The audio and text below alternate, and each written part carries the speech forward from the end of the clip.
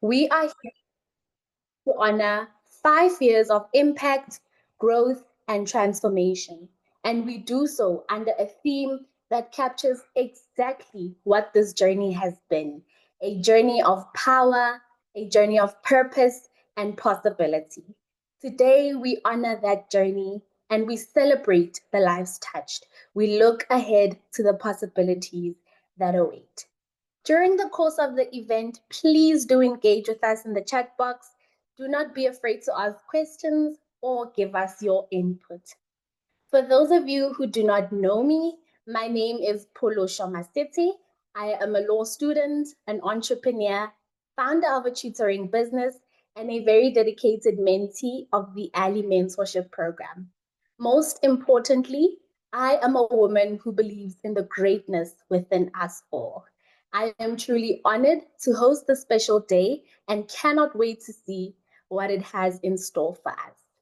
So before we begin, I would like us to just do a little activity just to get everybody energized. I want to see some energy going in the chat box.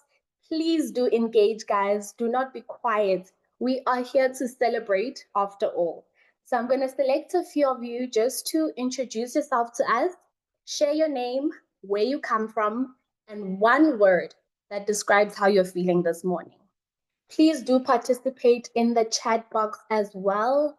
I want to see you guys speaking. There's no one who's speaking here. Please do communicate with us, guys. So if I may please select a few.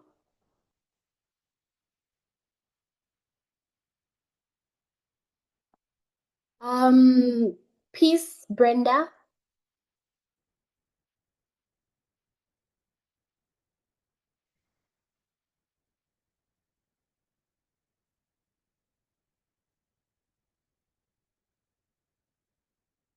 Peace, Brenda, are you here with us?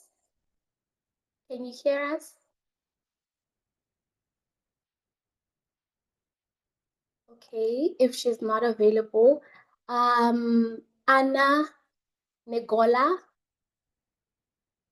Please, you're allowed to open your video and unmute yourself and share with us your name, where you come from, and how you are feeling this morning. One word to describe how you are feeling this morning. Good morning, everyone.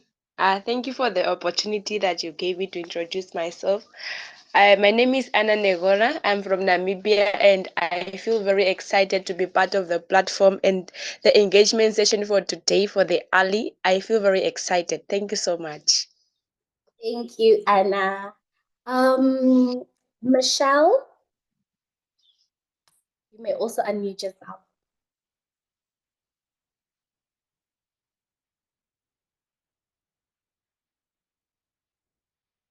Michelle?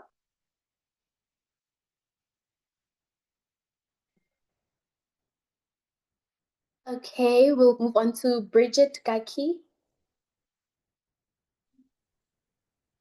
Hello, everyone. I'm Bridget Gaki from Kenya, the poet. Thank you. Thank you. Karabo Mokola. Hi everyone. I am Garabo Mukwalo. I'm in Maseru, Lesotho, and I am feeling amazing today. Firstly, because I ran my first 5 kilometers today, so that's good. And also I'm excited for TheALI celebrating 5 years. This is amazing and this is a milestone to be celebrated. So I'm excited to be here. Thank you so much, Karabo. In the chat box, we have Ayak Wall from South Sudan. Ayak, would you like to unmute yourself and tell us how you're feeling this morning?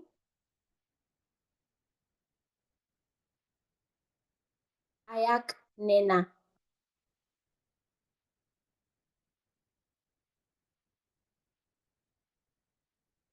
Okay. Fatima Shafi. Hi, everyone. My name is Fatima Shafi. I am from Kenya. Fatima, would you like to, or Fatma, would you like to tell us how you're feeling this morning?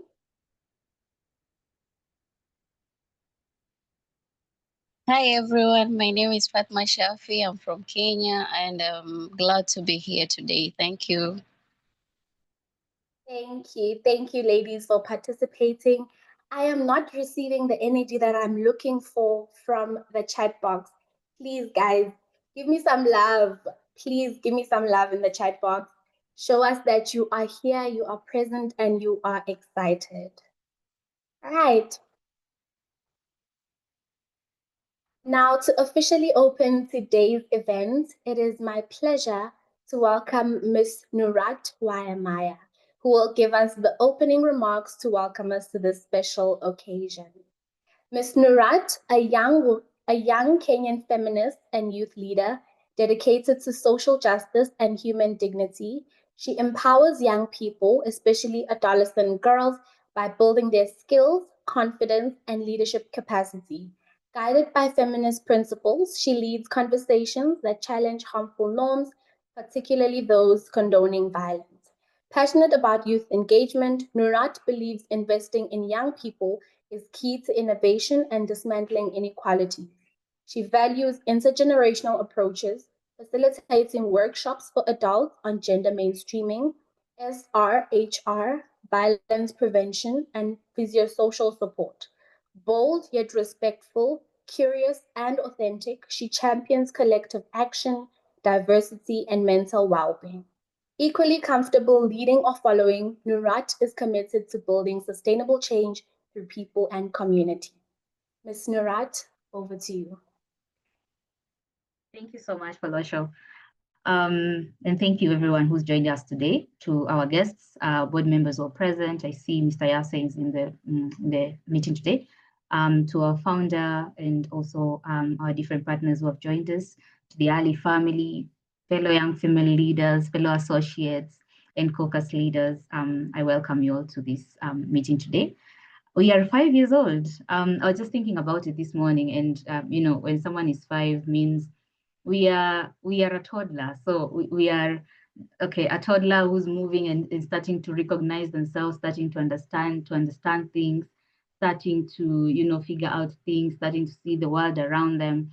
And at that stage, we are super grateful for, you know, everyone who's believed in us so far, you know, everyone who's hold our hand, everyone who's been there to offer a piece of advice, to just walk with us all through the journey. So this is a special moment for us as the Ali family and for all of you who are here. So it's a testament that you also believe in the actions that you do. You also believe in women coming together to lead change. And so we thank you all so much. Since December 2020, that's when the Ali started. And just from a vision that Miss Mary Zobo, our executive director and founder, had, she just wanted to bring, you know, just women together in a safe space where they can learn from one another, especially the younger women, to just learn from the older one. But looking at it 5 years now, we have been able to reach over 3,000 young female leaders across 27 countries. You know, she's Nigerian and she lives in South Africa. So at the beginning, it was just those two countries, but now looking at ourselves and we are here, 27 countries, African countries later, it's a testament that, you know, there are people who are really passionate about seeing others grow, about shaping the future of young African women so that they can get a space where they can dream, lead, and also, you know, thrive. So to Miss Mary Zobo, thank you so much for that vision that you hold dear, and for everyone who's believed in us so far, thank you so much. So as we gather here today, I want us to also have, you know, reflections to look back to where we are coming from and also see how we can forge the next 5 years together at TheALI so that we can continue, you know, to nurture leaders, to challenge inequalities and also to expand the possibility of African women. So at TheALI, our core values are around gender equality, and we do this by advocating for aspiration 6 of the AU AU Agenda 2063, and also SDG 5 that also talks about gender equality. So we believe that if development is to happen, it has to be people-driven, and since it is people-driven, also young women especially need to be on the table where these development agendas are being made, where decisions are being made. So us pushing for gender equality is not only just about, it's not only just about work, but also about the real lives of people, the real lives of young African women who most of the time tend to be, you know, neglected or not seen. So we just want to tell you that this is a space where we see you and we are rooting for you and we are vouching for you, and we are hoping that, you know, in the next 5 years also, we will have even grown more, we'll have reached more people. And we always say that it's a ripple effect. So what you get here at TheALI, what you learn here, we want to see you, you know, applying the same, even when you go back to your communities. We want to see you applying the same, even when you, maybe you land your first job, or if you're already working. We want to see you do this even in your churches, you know, whatever place that you get yourself with some influence. So we want you to remember the lessons that we learn here. We want you to be able to create safe spaces where young African women can, you know, lead and can dream and can, you know, forge the future together. So with your permission, Folosho, I'd love to just quickly take us through our achievements, what we have been able to achieve so far as TheALI. And I would love to share my screen if that's possible, but if not, that's okay still. I'll just be able to present without the screen sharing. So as I mentioned, we started, TheALI started in 2020. And that time it was just a vision in Miss Mary's head. And knowing that, you know, a vision is best carried out when it is also shared. So she was able to reach to some of us to be able to carry this vision along with her. And these people are called associates. So associates are just young female leaders who are between the ages of 14 to also 35 now, who are assisting, you know, with the secretariat, with decision making. Of course, coming from the young female leaders, we you know, we first of all ask the young female leaders, and then we sit at the secretariat to discuss, you know, what the young female leaders want, how they want it to be done, and then now we are able to assist her to also help us as we carry this vision forward. So we are 10 in total, the associates, or rather the young female leaders who form the Secretariat of the Amazon Leadership Initiative. We have myself. I was the first associate. We have myself. We have Exilda, who's I am the social media and engagement associate. We have Exilda, who's the programs associate. We have Miss Lina, who's the mentorship associate.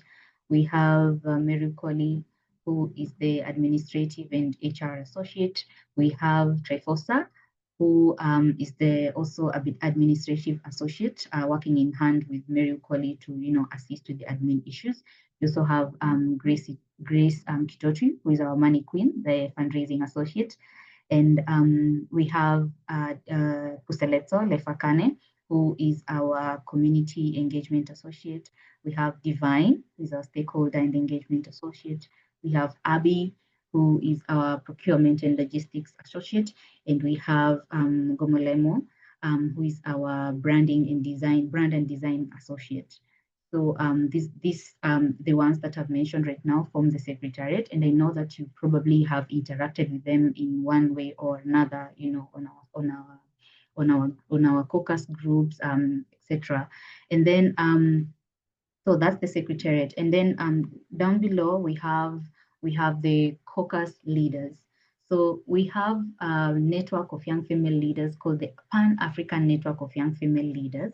And this Pan-YFL is divided as per region. So those who come from the western part of Africa form the Western Africa Caucus. Those who come from the southern part of Africa form the Southern Africa Caucus. Those who come from east form the Eastern Africa, Central, etc. So they have leaders within them that, coordinate activities within the caucus.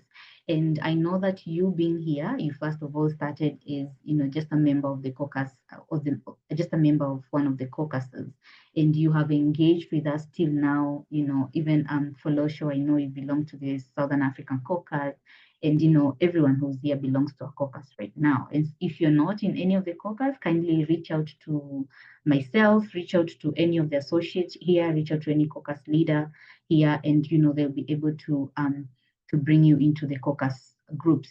So we have the SEND caucus. So SEND stands for Central, Eastern, Northern, and the Diaspora Caucus. We brought them together because when we started TheALI, we did not have many members from these specific regions, so it was best for us to bring them together.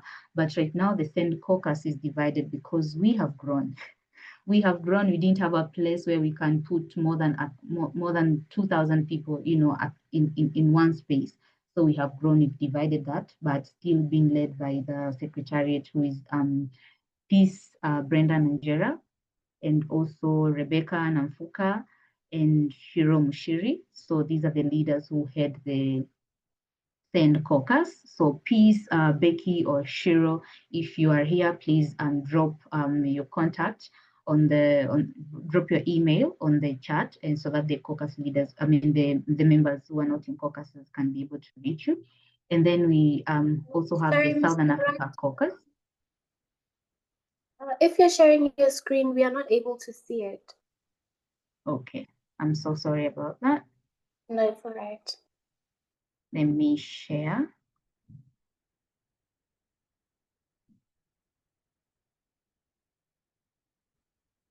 Thank you, Folosho, for that. Didn't realize I was not sharing my screen.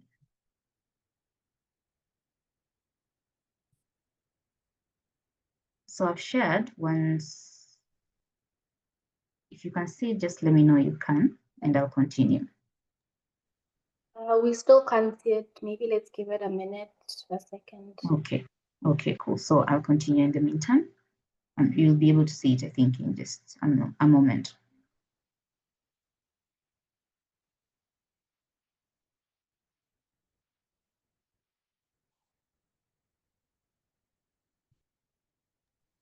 Yes, we can see it now.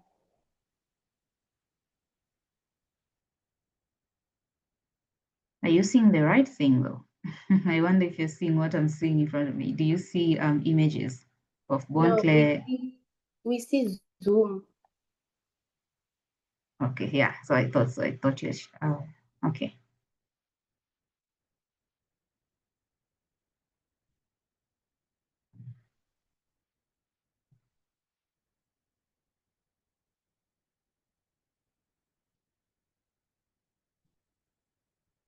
Now you should see the right thing, right? Yes, we are seeing it now. Okay, thank you. Thank you for that. And apologies for sharing the wrong thing. Yes, so I was talking about the caucus leaders who are leading the Southern Africa caucus, who is Ms. Bontle Moloi, Anjali, and Winnie. Yeah, so that's the secretariat for Southern Africa caucus. Also, if you are not you're from a Southern Africa country and you're not in the caucus, please contact them. Bontle, Anjali, and Winnie, please drop your contacts as well, so that the young female leaders will be able to reach you. And then last but not least, we have the Western Africa caucus. And the Western Africa caucus this year are the ones who are hosting our 5 years TheALI Leadership Forum that will be taking place in Abuja, Nigeria. You're going to hear more about that later on when my colleague Lemo comes to launch the application officially. So she'll tell you more about that, but they are our host this year. So we have President Khadijatu, and then we have Jacinta and Damilola, who form the secretariat. So Khadijatu, Jacinta, and Damilola, if you're here, please drop your contacts as well, so that the young female leaders will be able to reach you. As I mentioned, we have presence in 27 countries, and within the 5 regions, and also the diaspora. By the diaspora, I mean They are African girls who were born and raised in Africa, but for school or just, life happens, so they find themselves in other parts of the world. We also engage them in our programming so that they just feel a sense of home, so that they can also grow with young female leaders who are back in Africa. So we engage them via the diaspora caucus. So if you have, anyone, maybe it's your sister, your friend, somebody you went to school with who is now living maybe outside Africa, tell them that there is this Pan-African network of young female leaders where they can, come and meet like-minded individuals who are also looking to grow the continent of Africa and to grow together as young female leaders. Tell them there's this space where they can belong, and let them reach out to Peace, Becky, or Shiro, who are the heads of the Send Caucus, where the diaspora also belongs. But apart from that, they can reach out to also myself. They can reach out to any of the associates. They can send us a message or a DM on our social media, and we'll be able to, bring them within and continue walking the journey of TheALI together. So we have had so many achievements this year, and I want to quickly take us through those achievements. We have been able to assist 180 girls, students from Nigeria and South Africa, to receive shoes so that they can be able to, have that comfort as they go to school. You know that when it comes to education, it's not just about the teacher and the students and desks, but those simple things that make us comfortable to be able to concentrate. For me personally, I always know that food is one of the things that assisted me when I was schooling. When my stomach was full, I was able to concentrate. But for other people, that looked like shoes. So when they did not have shoes, there was that shame, that stigma that comes with it. Your shoes are tattered or they're torn. So we were able to look into that. We were able to provide school shoes so that vulnerable boys and girls from Nigeria and South Africa will be able to attend school and feel comfortable and concentrate even better. So that assisted them in so that they could continue pursuing their education. And then in 2022, two of our young female leaders, no, that was 2021, sorry, two of our young female leaders were accepted into the human rights course that takes place at University of Pretoria via the Center of Human Rights, thanks to our partners like Mr. Lloyd Kubert, who is here or might be joining us anytime here soon. So we were able to be accepted into that program, and through that program, we were able to go back and see how our programming, even here at TheALI, could cater for sexual minority rights. And on the wake of that, we had our menstrual health and hygiene management program that I will be talking about soon from now. So another achievement is that in 2022, we were able to host 569 young female leaders at the early annual leadership forum for young female leaders 2022. And the same year, 10 of our young female leaders were trained on fundraising. Most of us found ourselves in spaces where we need to raise funds, whether for maybe you want to do a charity initiative, or you just want to do an initiative in your community, or even for your business, you're a startup, you need finances. So this fundraising training really assisted our young female leaders to be able to see and to know how they can raise funds for the different initiatives that they're doing. And then also 18 of our young female leaders were formed the inaugural mentorship program, which as Folosho mentioned earlier, that she belongs to that mentorship program. So through this mentorship program, we train, we mentor young female leaders, and not by we I mean some of our female luminaries. So we bring in female luminaries, so people who have had accolades in their spheres and spaces of influence, to walk with some of our young female leaders through different areas like public leadership and management, business leadership and management, and also civic leadership and management. So through this mentorship, 18 of them who started the program, now then that number has increased, but we are able to see them rise through what they're doing, rise through their careers, rise through even public speaking. And Folosho is one of the beneficiaries of this program, and we're very proud of all of them. And 91 young female leaders in 2022 were trained on the art of public speaking, and we see them online, we see them doing their thing, and we are always proud of them, knowing that that stemmed from a vision that TheALI carries. And then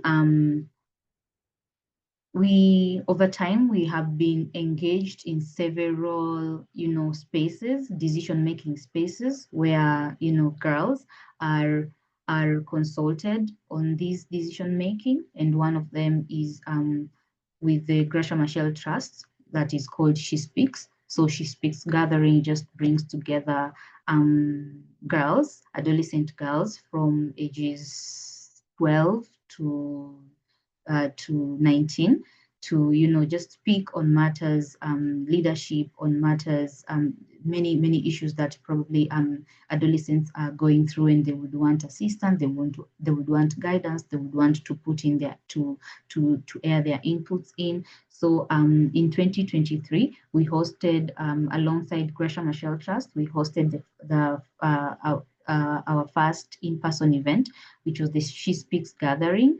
And the theme that year was breaking the intergenerational divide. So we were able to bring older females and younger females to just have a discussion concerning, where the world is right now, our future, matters leadership, matters business, and it was a success for us.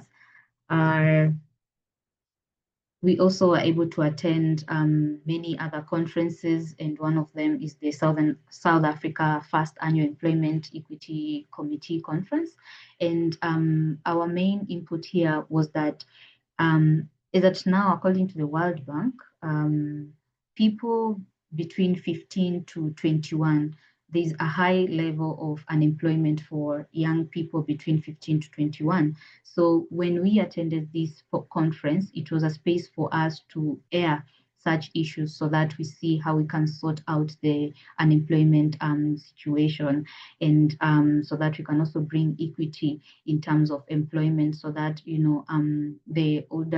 maybe the older generation are not holding on to opportunities that young people can get into and learn from and gain experience in, and also grow those spaces through innovations and things like that. So our voices being heard in such platforms is a plus for us. And also we were able to host a side event at the Summit for Democracy that took place in Zambia. So democracy is something that the continent of Africa is still grappling with, and we want young female leaders to be able to speak into democratic conversations, to be able to make decisions, to be able to be included in decision making when it comes to democracy. So we were able to host a side event at the Summit for Democracy in Zambia. That was a success. And we had representation from at least 10 young female leaders who came from different countries, and 13 that came from Zambia.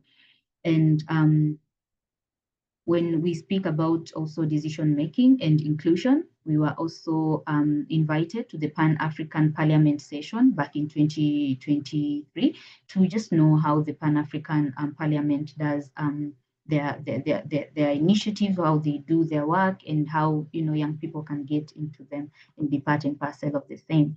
And still in 2023, we joined the Femnet African Young Women and Girls Festival that takes place yearly to just discuss where we are at as young female leaders. And a big discussion that year was on the Maputo Protocol, We know that Maputo Protocol is also 20 years old this year, 2025. So it was a celebration towards, what are we looking at to, to improve Maputo.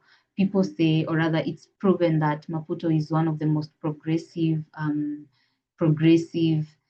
law, or rather protocol, when it comes to African women, because it talks about real issues of African women, issues like female genital mutilation, those things are addressed within the Maputo Protocol. So it was very crucial for us as TheALI to be in that room and to be in that space so that we can also air our, our voice together with other young women from other regions and other parts of Africa.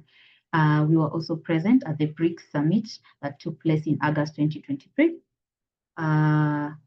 We were also present at the SDGs Youth Summit that took place in August 2023 as well in Zambia. And we were also present again in the African Women Impact Summit that took place in Lagos, Nigeria. We were also again present at the retreat of the African Women Leaders Network that took place in September, around September, October in 2023. We were also again present at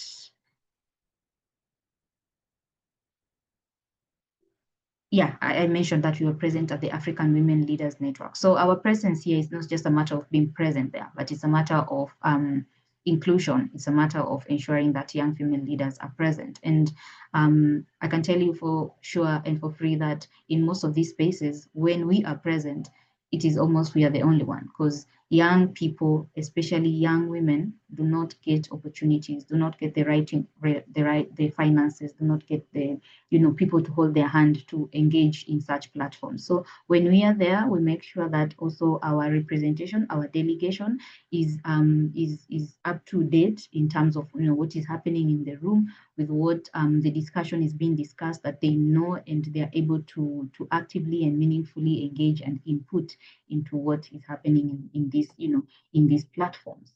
So that has been an achievement of ours so far, and we are planning on continue to get into these spaces, continue making sure that voices of young female leaders are heard and included in decision making. So in 2023, we held our very first in-person annual leadership forum. So these leadership forums, up to until 2022, have been purely virtual. But in 2023, we were able to get the support, the financial support, and we held our first in-person annual leadership forum that brought together about 200 young female leaders in South Africa, in Pretoria, South Africa. And in 2024, the annual leadership forum was held in Kenya, here in Kenya. I'm also in Kenya currently. It was held in Nairobi, Kenya, where we brought about 450 young female leaders in person and about 600 joined online. So we continue creating these spaces. We continue bringing girls together so that they can share ideas, so that we can learn from one another.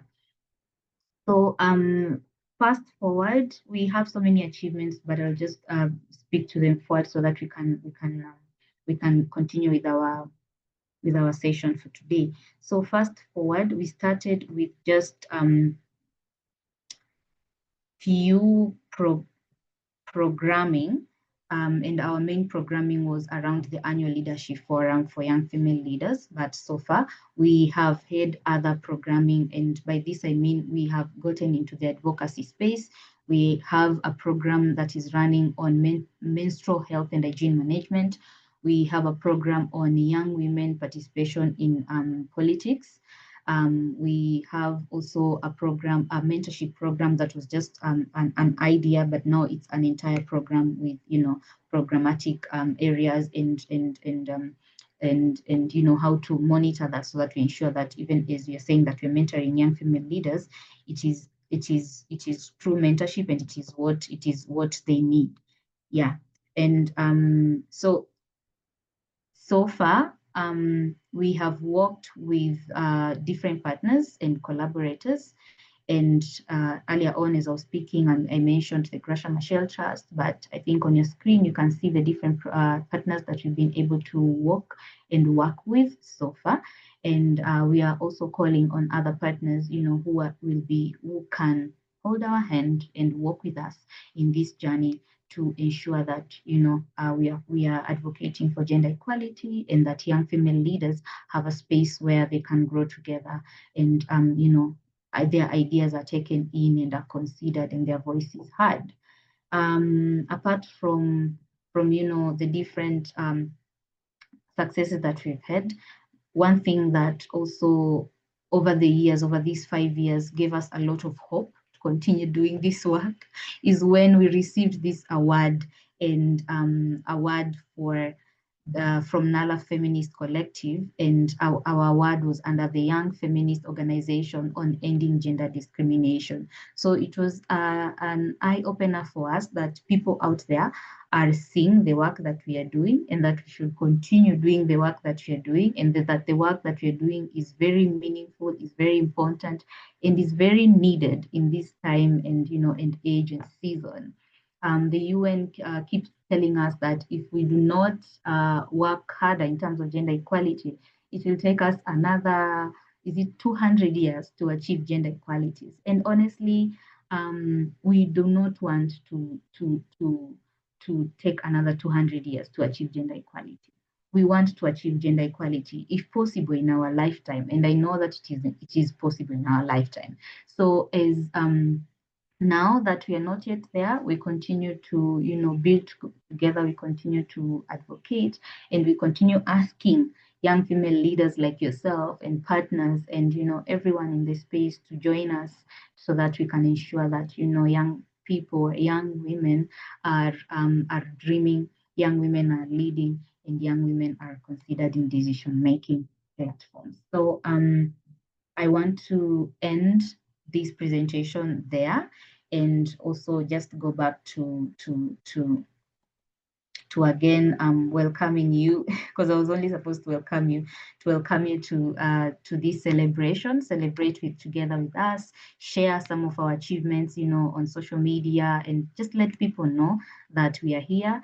And yeah, continue carrying. Let us just continue to carry this energy forward, this sisterhood forward, this courage to be able to disrupt, to be able to speak truth to power, and to continue committing to leading with purposes. So once again, you're all welcome. And yeah, let's celebrate power, purpose, and possibility. Thank you so much. Back to you, Folosho. Thank you so much, Ms. Nurad, for the lovely welcome and for taking us through that. We are feeling inspired all over again. What a good way to start this day. Thank you so much. Now, ladies, we are in for a very special treat this lovely morning. A beautiful poem presentation awaits us. Personally, I am very eager, very excited to hear what she has in store for us. Ladies, please help me welcome Ms. Mahlatsi Tambuza. Mahlatsi Tambuza is a 22-year-old African intersectional feminist with socialist and moral existential inspiration. Poet, a PPE graduate, and an independent researcher. She is the founder and chairperson of Poleko, a society that aims to provide young women with the skills, confidence, and opportunities for leadership and change within their communities. Mahlatsi is involved in civic education, political and social investment projects, and facilitated policy engagement and community work focused on accountability, economic justice, and moral justice. Her poetry exists as a dialectic between the personal and the political, merging lived experience with critical thought to interrogate power, confront injustice, and imagine the human condition. For Mahlatsi, art is not just expression. It is an act of existential responsibility, a place where words become instruments of freedom and the imagination becomes a space of emancipation. She envisions a world in which Black bodies fully inhabit their dignity and agency, and a future shaped by young voices in a world grounded in equity and equality, justice, and the moral task we share in humanity. Mahlatsi, the platform is yours. Black girl, look at yourself. See the brilliance in your eyes, the fire in your veins, the rhythm of ancestors dancing through your heart. They said you were too much. They said your voice was loud. They said your dreams were too big. Listen closely. They were only afraid of your light. Rise, Black girl, rise like the sun, unstoppable and bold. Rise like the rivers carving paths through stone. Rise like the drumbeat of your own heart, steady, yielding, alive. Your dreams are valid. Say it again. Your dreams are valid. Say it louder. Your dreams are valid. Do not shrink for the comfort of others. Do not dim for the fear of the world. You are a revolution walking, a symphony of courage and grace, a galaxy of possibility contained in a single body. Power is not given. It is claimed in moments of silence when you choose your truth. It is claimed in moments of courage when you stand anyway. It is claimed when you lift one another, when you speak your mind, when you say, I will not be hidden, I will not be small. Purpose flows through your hands, your words, your choices. Purpose is the compass that leads you through storms, the light that whispers, you were made for this. Black girl, look at your reflection. That mirror shows more than flesh. It shows legacy. It shows dreams were soon in your DNA, stories of queens, of warriors, of creators who refuse to be invisible. Do not apologize for your brilliance. Do not doubt your strength. Do not let anyone erase your vision. You are the answer to questions they haven't asked. You are the spark that ignites possibility. You are the voice, the song, the story that needs to be heard. So rise. Rise in your power. Rise in your purpose. Rise in your possibilities. And when you rise, bring others with you. Lift them. Teach them. Remind them that their dreams are valid too. Black girls, your dreams are valid. Black girl, your dreams are powerful. Black girl, your dreams will change the world. And now, let us honor our roots, our voices, our mothers, our ancestors. Nkosazana wamkelekile, amandla akho awapheli.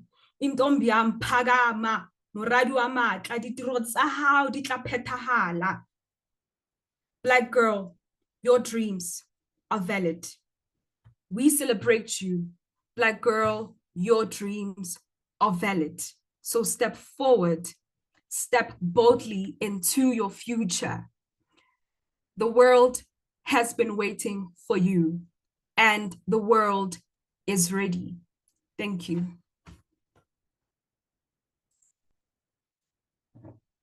Ooh, wow. Yo, wow. Wow. This was truly beautiful. Oh, I literally feel like jumping up and down. I am so speechless. That was truly amazing and so empowering. Thank you so much, Miss Mahlatsi, for that. Thank you so much. Now, on that note, ladies, before we move on, please, once again, don't forget to hashtag us at hashtag Black Girl Your Dreams Are Valid, hashtag TheALI Leadership Forum 25, hashtag TheALI at 5. All right, now on that note, ladies, I would like to invite Miss Nurat once again to show us the video. Miss Nurat, the platform is yours.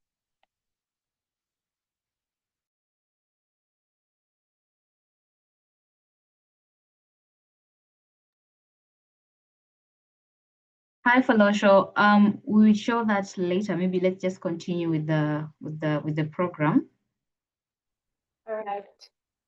Yeah. All right, no problem.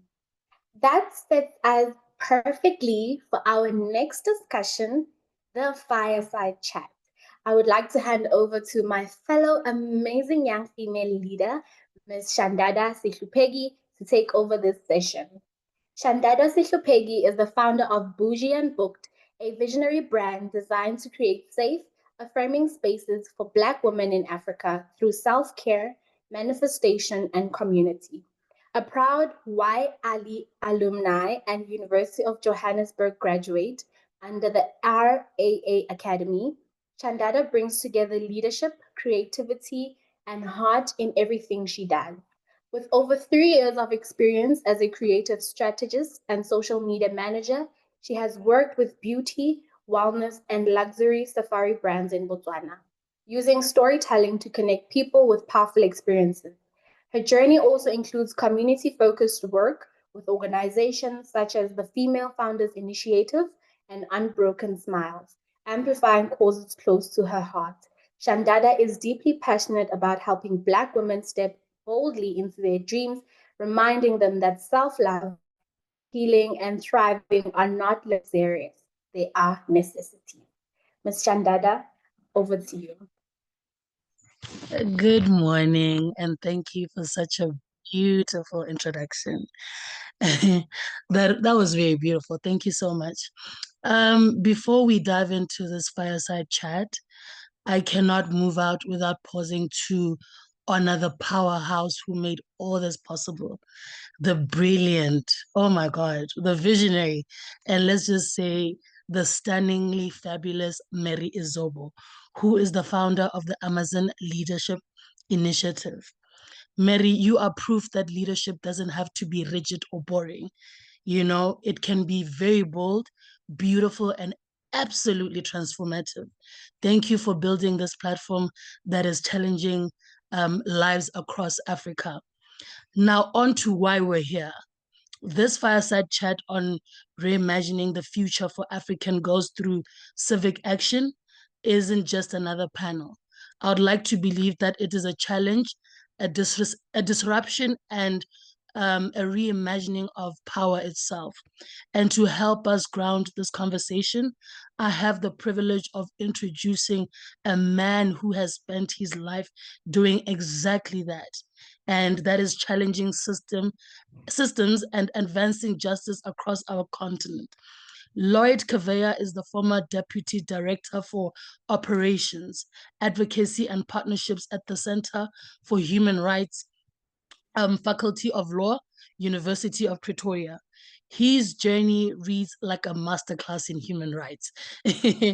From serving as executive director at the Zimbabwe Human Rights NGO Forum to working as a senior legal advisor at the International Commission of Jurists, to also leading litigation and advocacy at the Southern Africa Litigation Center in Johannesburg and shaping strategy at Amnesty International Southern Africa Regional. He is armed with an LLB from the University of Zimbabwe and an LLM in Human Rights and Democratization in Africa from the University of Pretoria. Lloyd has really walked that walk.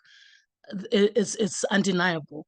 And as a magistrate, a lawyer, a human rights defender, and a board member of the for multiple NGOs in South Africa. And so, Lloyd, please let me ask you this. In your experience, what is the single most powerful lever we can pull today to ensure African girls don't just have a seat at the table, but the power to shape the table itself? That is a question that I need an answer to. I think most girls need an answer to. So trust me when I say this is not just a speaker, this man is a force. Family, please let's welcome Lloyd Covea. Thank you. Thank you very much. Please excuse my voice. It's a bit hoarse because of a bit of a cold after traveling a lot. Thank you very much, Chandada, for that very kind introduction. And really, I've been inspired by the poem, by the Nurat's also presentation on where the TheALI has come from and its achievements. And look, these achievements are not just things that are being claimed. These are achievements that most of us have noticed. I have attended many high-level conferences in the past 2 years. You know, what has been impressive for me is the level of representation, not just representation, but the participation of people that have gone through the TheALI and that have received a lot of training. What I noticed at these meetings is that the TheALI alumni are not just there, you know, physically, but they are showing up. How are they showing up? They speak out. They are not shy to speak out. They are so confident. They are so articulate. And, you know, they are a force to reckon with. And for me, that is the key, you know, Chandada, because getting an education and getting qualifications is the first step. And I was just attending this other conference lately, looking at the role that Tunisia has played in educating its people. In Tunisia, the number of people that are graduating from universities, women are the majority, girls are the majority, and they do amazingly well. And I think that has been the first step to get that education and the qualifications. But then here's the challenge, Chandat, and that's what makes the difference. You get your education, you get your skills, but when you are now unleashed, or when you now enter society, be it in the workplace, be it at conferences, be it you know, in courtrooms, in boardrooms, wherever, there are so many structural challenges that still have to be overcome. And I think for me, that is where organizations like the TheALI come in. Why am I saying that? Because besides your education and your qualifications, you need to build character. And I think, Chandada, you said it yourself earlier, that, you know, in Mary, I think Mary Izoba, for me, she's an embodiment of all these characters or characteristics that one looks for in a successful woman. First of all, you need to have courage. Without courage, you're not going to make it, because the world out there is very rough. First of all, you might meet some certain challenges, as I think we have seen a lot of, because of the social cultural dynamics in our society in Africa. There's a lot of gender-based violence. There's a lot of sexual abuse of women. There's a lot of inequality. The high levels of inequality are even more pronounced when it comes to women, in terms of making it in the corporate world, in the boardrooms, in civil society, it's a bit better, but even in civil society as well, you still find patriarchy, you know, coming to put blocks, you know, to and derail the advancement of young women, you know, to get to secure positions of responsibility and positions of leadership. So for me, building characters is really important. Ensuring that young girl becomes bold, becomes very confident. Confidence is critical. Why is it critical? Because it also helps you in identifying mentors. Sometimes you don't want someone who comes to you and says, okay, look, I want to be your mentor. I mean, where is this person coming from? And mentorship is absolutely critical. And I think Nurat mentioned the issue of mentorship earlier. I myself benefited from mentorship, but you need to find your mentors. Not somebody who will just come and say, okay, look, I want to be your mentor, because you never know the character of that person who is coming to pretend, you know, to want to become your mentor, but maybe for selfish reasons. So if you are confident and you attend events, you attend certain spaces, you find some people, talk to those people, reach out to them. Do not be shy, be confident, approach them confidently and say, you know what, I really admire what you have achieved. May you please work with me, you know, because I also want to reach where you have reached. What one wise man said that in life, the best thing is to learn from other people's experiences, not from your own experiences, because sometimes you don't actually have the experience. and sometimes your experience might actually also be limited. So always identify people that have a wide reach, in terms of experience. They are going to be able to impart what they have gone through, their knowledge, their skills, and also wisdom about life, and then that will help you in terms of growth. Then also, I just wanted to say, Chandada, whilst the role that TheALI has played in terms of civic education, I mean, this has been amazing. It is really, really amazing.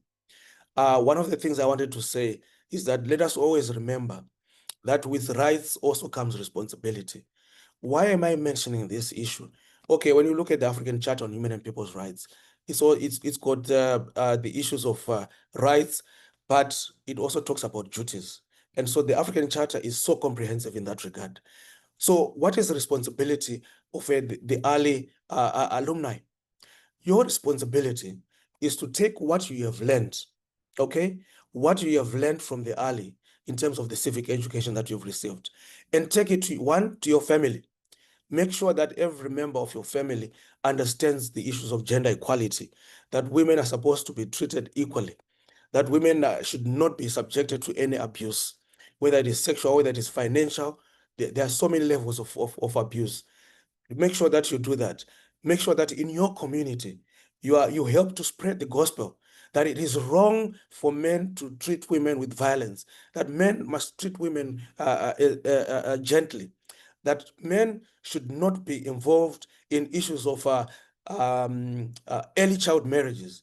Look, the African Union itself is struggling to end child marriages. And I think it is upon the early alumni to ensure that in the community that you are in, you speak out against the issue of early child marriages, the arbitrary methodologies of virginity testing that we see in Southern Africa, issues around sexual abuse of young girls. I mean, it was so painful, Chandada, to read, I think 2 weeks ago, that almost 100 young girls, around 10, 12, 13, became pregnant and gave birth. I mean, that is unacceptable in our society. And I think it is the responsibility of the leaders that are being trained by the early to take this forward and because to change attitudes in society, we have to preach that gospel. The law, I think itself has not been adequate. Yes, sometimes people are arrested, prosecuted, but we have all seen the weaknesses in our criminal justice systems. Sometimes the judiciaries are compromised. Some of them are not knowledgeable about human rights issues, particularly the prosecution department and the police. They still need that training. So there's a lot that then needs to happen in order to change what we are seeing happening, especially against women today. And I also want to say this, Chandada, the early is a force to reckon with. Look, it's an achievement like that. In 5 years, the early finds itself in 27 countries in Africa, that is 50% of our countries in Africa. What I would want to say in urging the leadership of the early is to come up with more partnerships. We at the Center for Human Rights, we are so happy to partner with the early. Look, partnerships are critical. I mean, that I have spent the last 4 years at the Center for Human Rights ensuring that we enter into partnerships.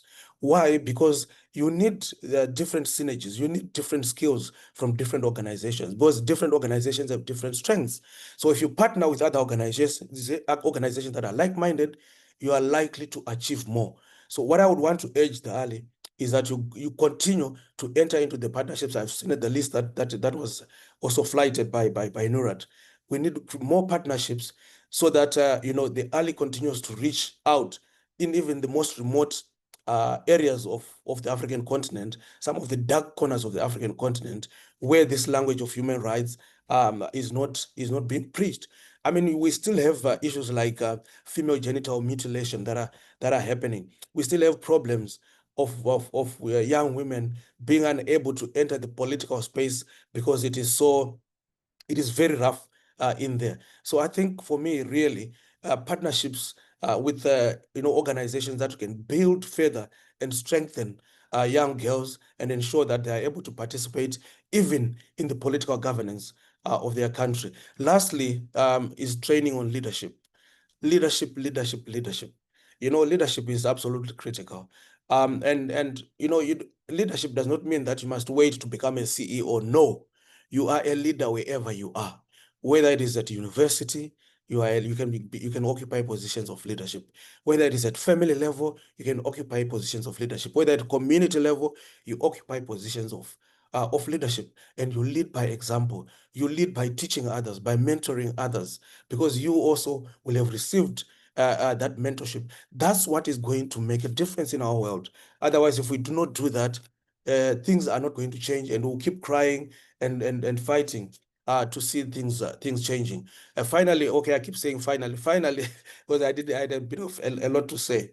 For me, also the issue of the digital divide, I think it needs to be addressed so that young people also have access to the internet. I think we need to have a campaign to ensure that access to internet is cheaper. Why should data be so expensive? Or on our African continent, it needs to go down so that everybody can access internet and be able to see what is happening out there in the world. Already there's artificial intelligence. We are still behind on artificial intelligence. We need to ensure that there's responsible conduct by those people who are going to deploy different artificial intelligence platforms in Africa. So there's a lot that young people can do in terms of taking the leadership in ensuring that these modern challenges are going to be addressed, including the issue of climate change. Please, TheALI. As right now we are going into the rainy season, and I know as what happens, as what always happens. I'm in Durban right now. There's a lot of flooding that takes place in Durban because of climate change and these effects of global warming. I think as young people, please take leadership when it comes to issues of climate change. Why am I saying that? Because at the end of the day, women bear the brunt of the impact of global warming. When there's flooding, now the houses are swept away and so on and so forth.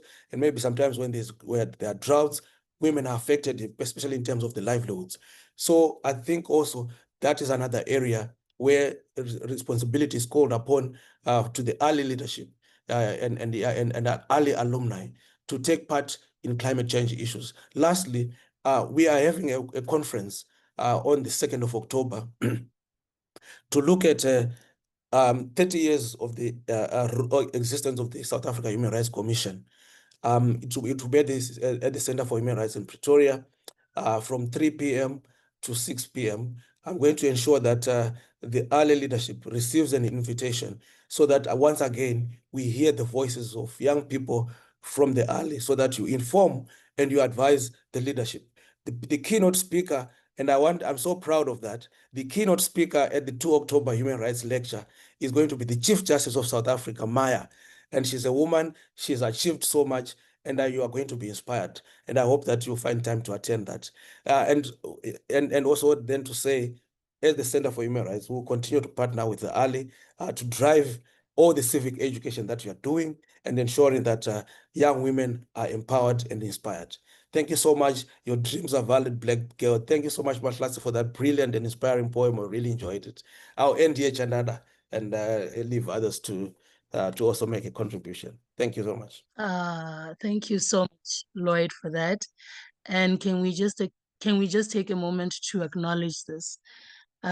This is a man standing here speaking truth to power, about courage, character, and the importance of showing up boldly. And to every Black girl in this room, your dreams are valid, your voice is necessary, and your power is undeniable. I also completely resonate with what you just shared, Lloyd. I recently had the opportunity to facilitate a very important conversation on the Maputo Protocol, and hearing you highlight courage, character, and the need to show up boldly just aligns perfectly with that discussion. Education and qualifications really set the stage, but it is the courage to challenge the systems, the resilience to persist, and the determination to kind of transform spaces that truly make the difference. Okay, so building on that, I am thrilled to introduce our next speaker, someone whose work embodies resilience, advocacy, and inclusion. TheALI Trifina Museu. So TheALI is a visually impaired young woman leading the advancement of the rights of women and young people with disabilities, particularly in sexual and reproductive health and rights. She holds a bachelor's degree in public health, is currently pursuing an LLM in human rights, specializing in sexual and reproductive rights in Africa, and works as a disability and youth consultant with the United Nations Populations Fund Botswana. Through her work, she ensures that policies and programs are rights-based, inclusive, and amplify the voices of women and young people with disabilities at national, regional, and global platforms. TheALI is also a 2024 Mandela Fellowship, Washington Fellowship alumni, and she's passionate about nurturing a generation of young women who are empowered to claim their rights, challenge systematic barriers, and build an inclusive and sustainable future.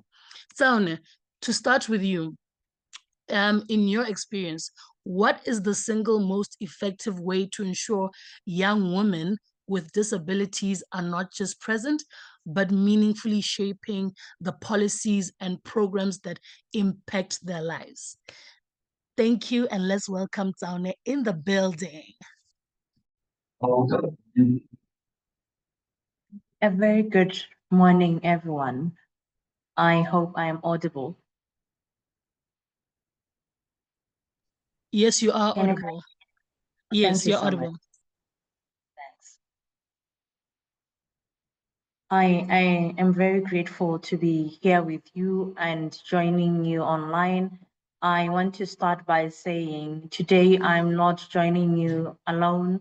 I'm with other young women, and these young women are young women who are blind and partially sighted, young women who are convened here today to talk about everything leadership and advocacy. And these are young women who are eager to learn and willing to take spaces and lead in their different spaces.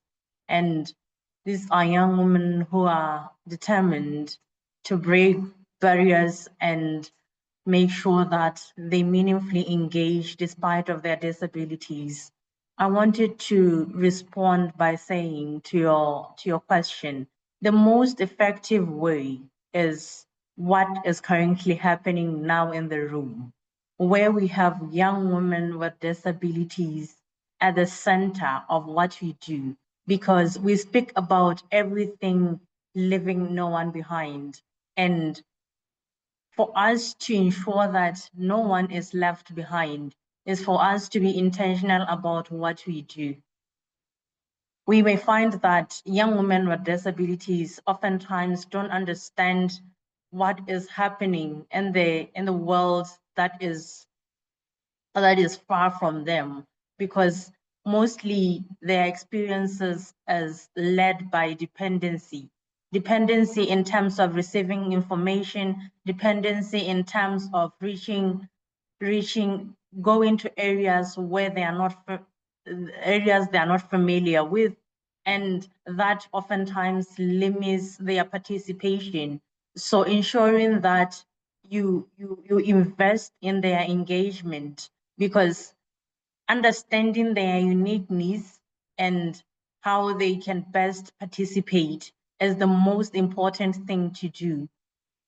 It's important to understand that the level of their level of participation is determined by the kind of accommodation or adjustments that we can provide for them.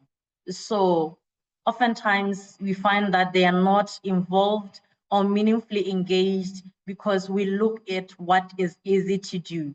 and what is most affordable to us who are designing programs, designing policies, and implementing them. So I think the most effective way to ensure that they take part is ensuring that there is adequate investment and recognition of what they can bring to the table and how they can also be impactful in the world that we live in. Thank you.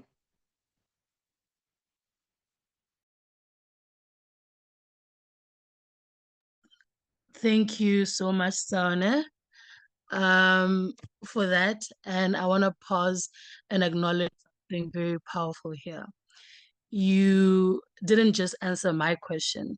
You reminded all of us here that meaningful participation requires intentionality. It requires centering the voices of the most affected, understanding their unique experiences, and creating the accommodations that allow them to thrive. What you described, young women with disabilities being at the center of their own leadership and advocacy, is exactly what transformative civic action looks like. It's not about ticking boxes or actually paying lip service. It's about making space, providing the tools and ensuring no one is left behind. And I want to highlight this for everyone listening. This is a model that all of us in every sector that we can adapt, whether it's education, policy, or corporate leadership. It starts with intentional inclusion. It starts, it starts with intentional inclusion. Tsaone, I appreciate you for being here. Your leadership is showing us exactly how to do that and how to ensure that young women, regardless of ability, are shaping their futures on their own terms. Thank you so much. Thank you. And now I would love to introduce a woman who's very close to my heart. Very gorgeous woman, Miss Makhola Makololo. She is a qualified electrical engineer with a Bachelor of Science in Electrical Engineering from the University of KwaZulu-Natal. She began her career at Eskom, South Africa's national power utility, where she held various engineering and management roles. She later joined Cecil as a senior reliability engineer, gaining further experience in the energy sector. She worked as a deputy director general in national government, where she gained extensive experience in infrastructure, investments policy, formulation and regulation. She's a highly regarded executive in the energy and transport and brings engineering, infrastructure, development, and policy implementation expertise. My God. She holds an MBA from the Gordon Institute of Business Science at the University of Pretoria. Ms. Makololo is currently the managing director of Alstom Rolling Stock South Africa, leading the manufacture of electric locomotives for Transnet and driving the growth strategy for Alstom in the region. She has demonstrated a strong commitment to societal development and leadership. She serves as a executive director of the new South African National Petroleum Company. She also has served as a non-executive director on the board of Zenzele Technology Center, an incubator under SEADA, supporting small-scale miners, and was co-opted onto the board of the Green Building Council of South Africa. She also runs a monthly mentorship circle of mid-career women, focusing on self-mastery and exposure to business leader. She was recognized as one of the top 80 emerging leaders in science and technology in Africa, or in Africa and the Middle East. Miss Makololo participated in the Tech Women Exchange Program in 2013. In 2017, she was named one of the Mail and Guardian top 200 young South African. What a woman. I love unconventional Black women, and I'm so proud to call this woman my mentor. I have no questions for her. I just want her to take up space today and give us insights on this chat. Thank you so much. Please let's us welcome Miss Makhola. The stage is yours, Queen. Good morning, everyone. I hope you can hear me and see me. Yes, we can. Today, I feel like an Ali mentor, Mary. Every problem that every mentee at the Ali has had in our mentorship circles, in our mentorship sessions, I've had this morning: technology, power, connectivity, no camera. So I'm glad to finally be connected to all of you this morning. And I must just say there aren't enough Saturdays in a month or in the year for me to wear my Ali t-shirts that I love so much. So morning, everyone. Thank you, Mary, and your team for this amazing platform, for this amazing initiative. I think there could never be really enough sessions where we sit and have a lot of conversations about the African girl, what it means, what it should mean, and what we imagine it to be. So thank you for always inviting me to be part of this. I could give up so many hours in my year to be part of this. Good morning, everyone. Once again, as I always say, I stand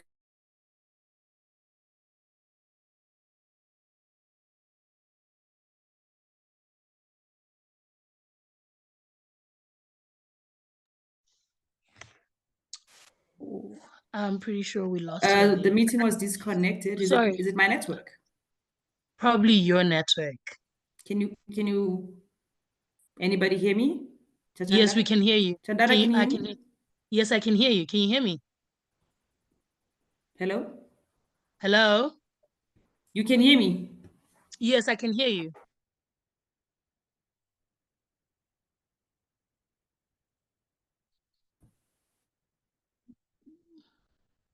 Hello?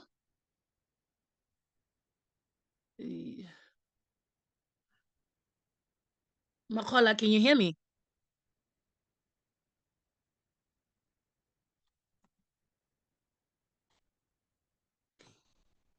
Hello?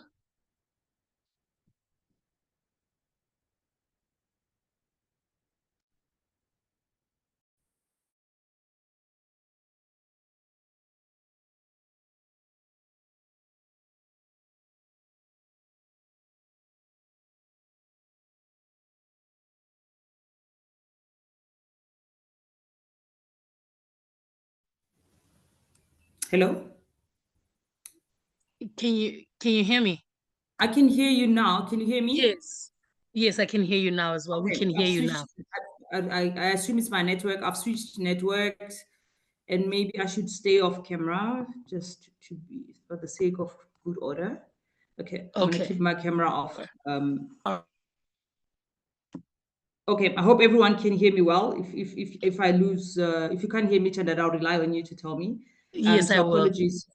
Okay, apologies for that. I think a very interesting chat for this morning about reimagining the future of African girls through civic action. As I was saying, I always love the motto "I come as one and I stand as 10,000" because I think I always want to remember, and I always want us to remember how the evolution of the advancement of women has gone over the years, and that today, as much as we still have a lot of challenges, there's always been quite a lot of women who have really taken up the baton to move to advance issues of women one step at a time, 1 centimeter at a time. But we all stand here today and are able to have this conversation because of the efforts of those women. So I think it's always important for us to acknowledge that. And I think the essence of really reimagining the future of the African girl is centered around our ability to really take up space and our ability to really advance the conversation around women and girls issues in a way that is impactful. So my favorite TED talks that I really like to refer to in this conversation is from Rachel Adams. And Rachel Adams is a Zimbabwean lady who's also a fellow with Mary and I at the Tutu Fellowship. She has this TED talk where she talks about Africa doesn't suffer from the crisis of leadership. We suffer from a crisis of courage as a people. And I think it's a really, really, really powerful talk that I like to refer to because, she reminds us that if you go to some of the best schools in the world today, you will find Africans. If you go to some of the best universities in the world, you'll find African women, you'll find Africans in general. However, these best people that we see in the best of schools globally, we don't see them in the best of conversations in parliament, in government, and so forth. So we seem to be a generation of people that's very well equipped from an education point of view. And I think Lloyd was talking about this earlier on, that we are well equipped from an education point of view. But when it comes to courage and being part of difficult conversation and being part of conversations that really move us forward, we seem to sometimes pull back as a people, and we don't have the courage to actually self-sacrifice and be part of something that is really bigger than ourselves. And I think we need to more and more challenge ourselves to think about the values that we have as African people. I grew up in a village, and I think that the microsphere of my village worked because we were a communal people. The gaps that we had as a community, there's always a way for a village to find ways for things to work. Whether it's an orphan in your street that doesn't go to school, the community will find a solution. Whether there is a really, really impoverished family in the community will find the solution. And somehow we always had the courage to come together to try and find solutions that advance us as a people. But what we see now is that we more and more start to lose these values as a people, these communal values that build us, and that our advancement as people and as individuals is more and more centered around individualism. And that's individualism that's centered around me and how well I'm doing, around how my children are doing, my husband, my this. And, so we need to think about the things and the tools that we learn as people. Are they really helping? How are they impacting? How are the things that you have and that you have done, that you have achieved, being impactful and being of service to society?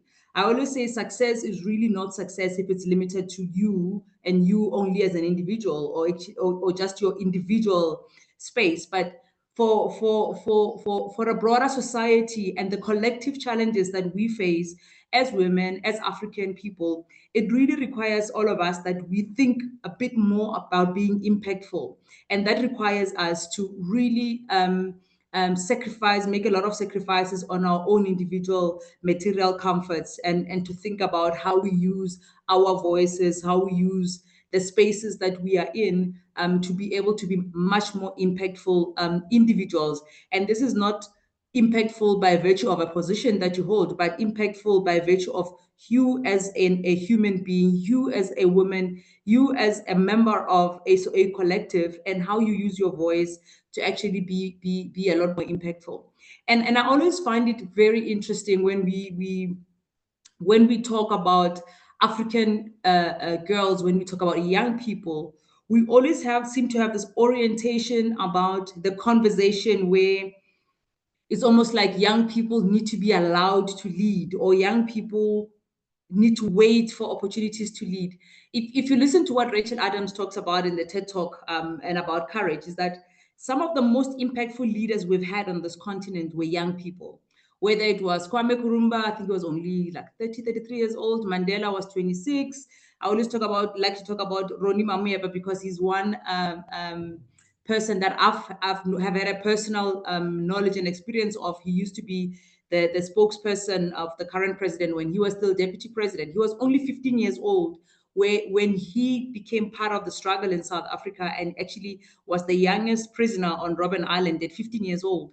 That's personal sacrifice. A lot of people his age probably would have found a way to, try and stay out of harm's way and protect yourself, and make sure that you don't become part of anything that will bring your individual material comfort into question. So being young people are the most radical people that we require on the continent in terms of advancing a lot of conversations and a lot of challenges that we have in society. And what I've always really admired about the young girls that I've met through TheALI is a lot of them really have this mindset where they have conviction about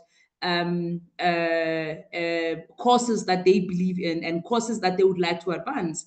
And I think it's really important for all of you to take away today that, when you've got a conviction about a course, when you are a Mary and you've got a conviction about the potential of young African girls, run with it. You don't need permission from anyone. You're not breaking a law. And in fact, sometimes some laws are actually the very thing that we need to shift in order for certain things to happen. So I think we need to be agitated in terms of reimagining what young girls should be involved in, what young African girls should be part of going forward. We should be part of agitating for those things that will bring really radical change, and not just incremental change in society, but really, really radical change that will ensure that things change for the better for the African girl on the continent. So I think, if anything, today I would really like to implore you that, young as you are capable of making a huge difference. I was speaking at some conference 2 weeks ago. It was called Girls with Hard Hats.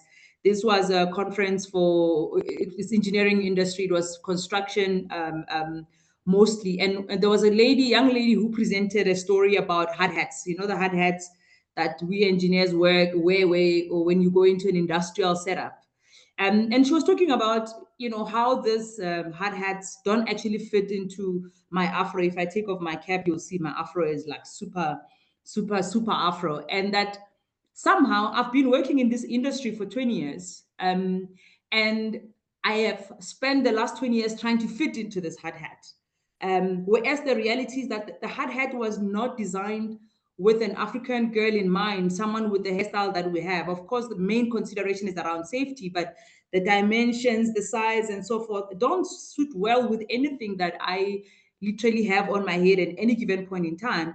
And in fact, a week leading up to this conference, I had been hosting some clients in the factory, and I've actually become so accustomed with taking off my weave. Okay, take off the weave, leave it in the office, put on my hard hat, go to the plant, and come back. And I think when this presentation was made, I was really, really reminded of how we, as people that actually occupy certain spaces, you can actually get absorbed into spaces that you lose the essence of agitating, right? You assimilate versus agitate. So when you get the opportunity to be in a space, you must always, and not that you want to be radical for the sake of being radical, but a lot of the spaces were not designed with us in mind. The hard hat was not designed with us in mind. And that when you get the opportunity to be in that space, look around you, a girl, two girls behind you, a generation behind you shouldn't have to deal with the same issues that you have had to deal with, just because, and we make that the journey for everyone. Okay, everyone has had to make do with a 2 months maternity leave policy. Well, now you are in that office. How do you make this a lot more practical? Because it is not practical, and the people who designed the initial policy are not you, are not like you. They don't have the same experiences that you have. And I think for me, it was also a good reminder of why inclusivity is so important, for us to be part of any roundtable making decisions or making policy choices, and that we always have to have the consciousness to make sure that when we are sitting at the table as part of a discussion, as a part of a policy choice that's being made, it's an important voice and it's an important and different voice that we bring as African girls, and that we must always be reminded that you are there by virtue of being able to bring that different ideas. And so the hard hat is not made for you. Always remember that you must agitate for different things, for different ideas, for different inclusivity, to make sure that really the world is truly an inclusive world, that it's not just about assimilation. Okay, I made it into this office. Everyone who wants to get into this office must take the same route. No, you are there because you are supposed to be able to give an idea that this is made differently. I also like to talk about the story of the original airbag. I don't know if you guys know the story of the original airbag. I like the story, and I'll finish just now. Original airbags, when they were designed and deployed in the automotive industry, they used to have a high fatality rate of girls and kids. And this is because at the table, at the design table of the airbag, was men. And so the level of force, okay, the body weight, the height, and so forth, was designed around the man, a man's body. And so when the airbags were being deployed in cars, they were actually killing a lot of children and a lot of women. And they discovered that is because the force was excessive and there was just no female voices at this kind of design table. There were just no kind of female voices at the prototype stage, at the testing phase, and there's assumptions because it's homogeneous voices around the table. That are actually making this design choices, and that actually results in fatality. So lack of inclusion in decision making can actually be fatal. So it's really one of the voices it's one of the examples that I like about why inclusion is so important. And I think recent days in political discourse reminds us that when things get tough in the world, for some reason, there's a tendency for us to want to regress on these type of conversation. And it's important that we always remember that the participation of women and the participation of African women is not an optionality that we have as humanity. And that when the world moves in a particular way, we think this is a conversation that we can put to the side. We see the dialogue around DEI in other geographies where we think this is an optional conversation. Oh my goodness, the time has come. Let's park this. Let's go back to life as we know it. And we must be those voices that are actually saying we are not going to keep quiet.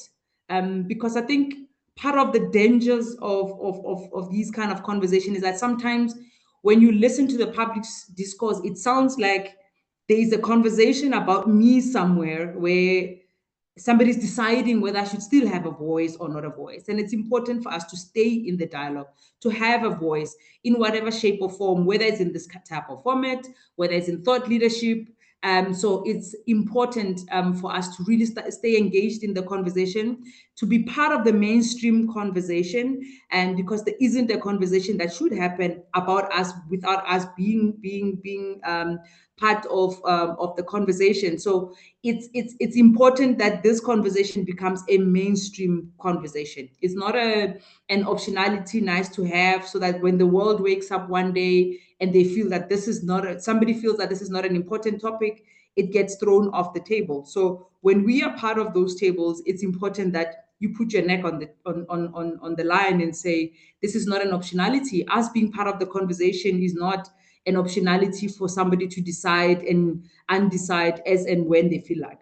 So I think lastly, really reimagining ourselves in future is to always invest in ourselves, invest in our knowledge, invest in understanding the world around us. But if there's any last words that I will leave with this collective today, is to have courage. Let us be courageous as young people. What we have to say matters. What we aspire to, it matters.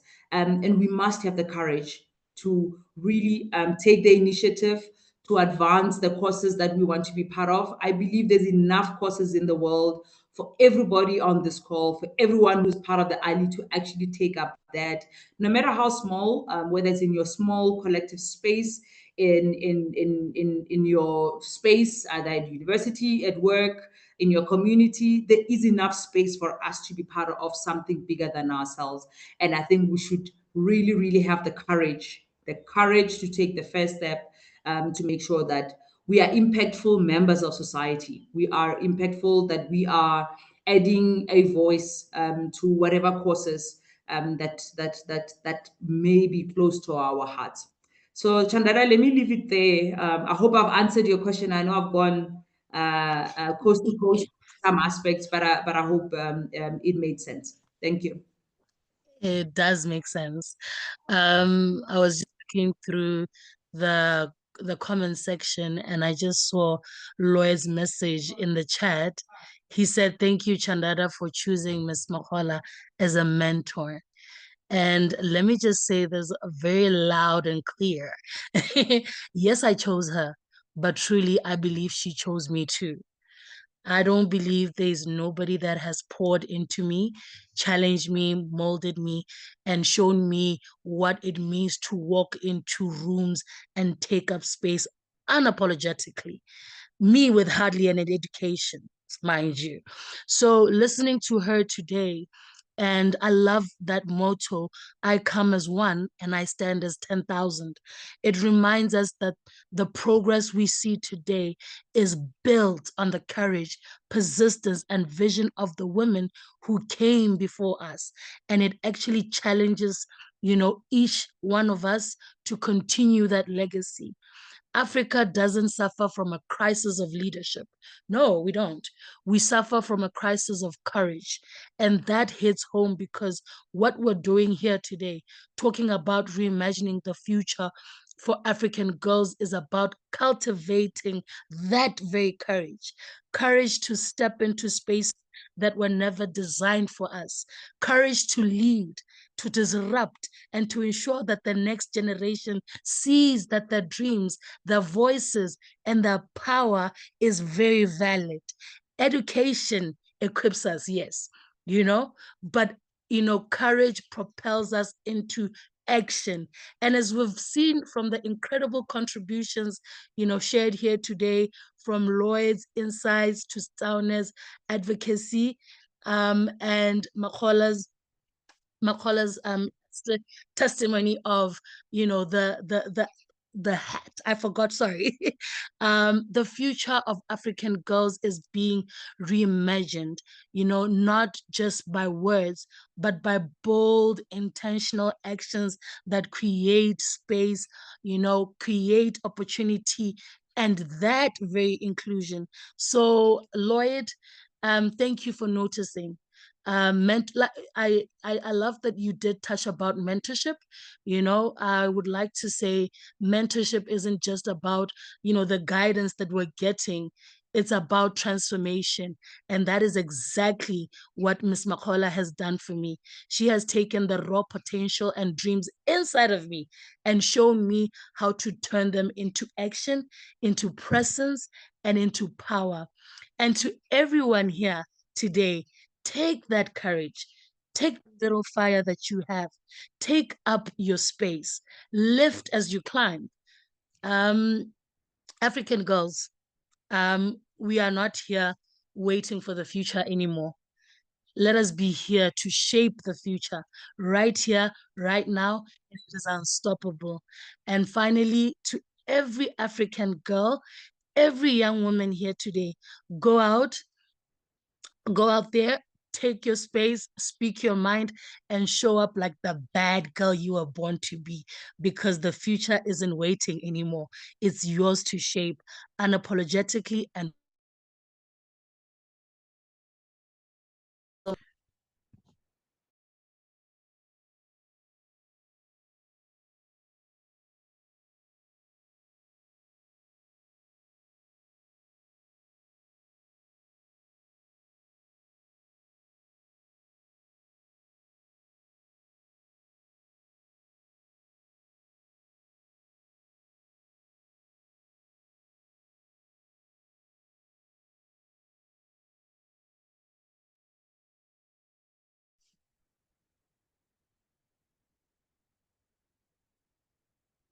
Polosho, are you here? Yes, Chandada. Thank you so much. Is it only me who can't hear you, or? I was taking it back to you, Madam Host. Oh, okay. Thank you. Thank you so much, Chandada. Thank you You're to the speakers. welcome. Thank you to the speakers. That was such a powerful and encouraging fireside chat. You know, ladies, like the speakers highlighted, mentorship is something so important, but also so valuable. And I am definitely a witness to that. It has truly changed, you know, like Chandada was saying, it's about transformation, you know. It has truly changed the way I see things, the way I do things. I have learned so much from other people's experiences. So thank you so much. That is truly inspirational. Before I forget, ladies, please do feel free to ask any questions. Please type your questions in the chat box. We will select a few and present them to the speakers. I love how you are engaging. Please keep it going. Um, any questions so that we may ask the speakers before we move on?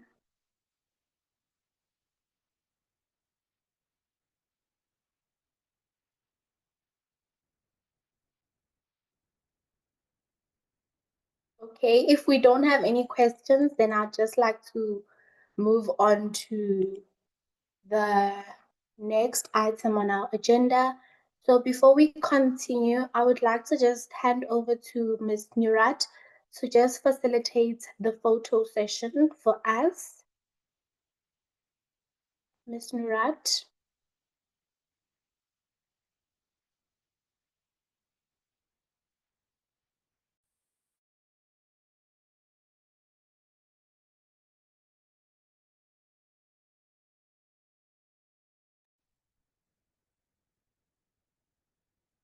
Ms. Nurat, can you hear us?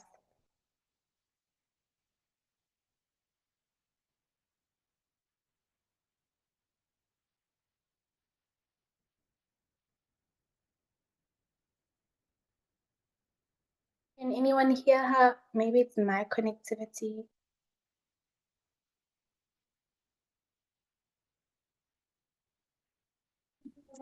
Hi, okay. I can hear you. Okay. Wait, is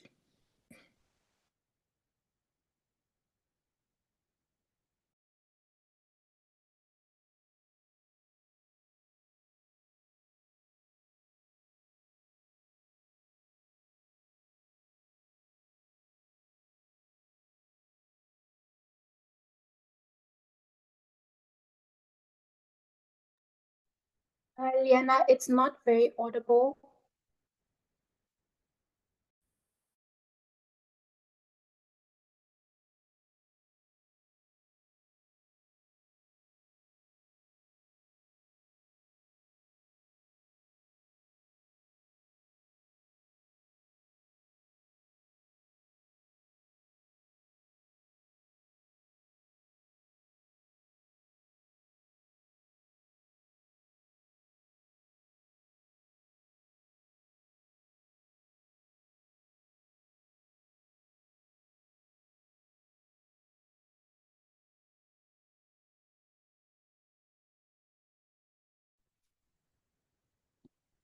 Liana, there's no sound. Oh, yes, we're busy sorting okay. it out. Sorry.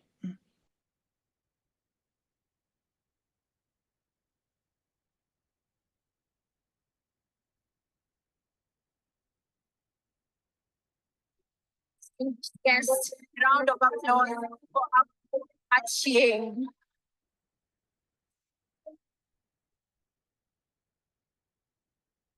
Wow. I don't know if I've ever felt this before. This is amazing. Thank you so much. So I, unfortunately, I need to leave a little bit early. So thank you for giving me the opportunity to make sure to thank you all properly before I need to leave today. Again, I'm Chelsea. I'm from the U.S. Mission to the African Union. We're based in Addis Ababa, Ethiopia. Chiang, you're right. You're right. Well noted. I need to change my business cards now. um, so I know that we're here today for many reasons, but one of them is to inspire you all and to show you all what's out there and to ensure that we are networking and we're empowering one another and we're growing and we're making real change.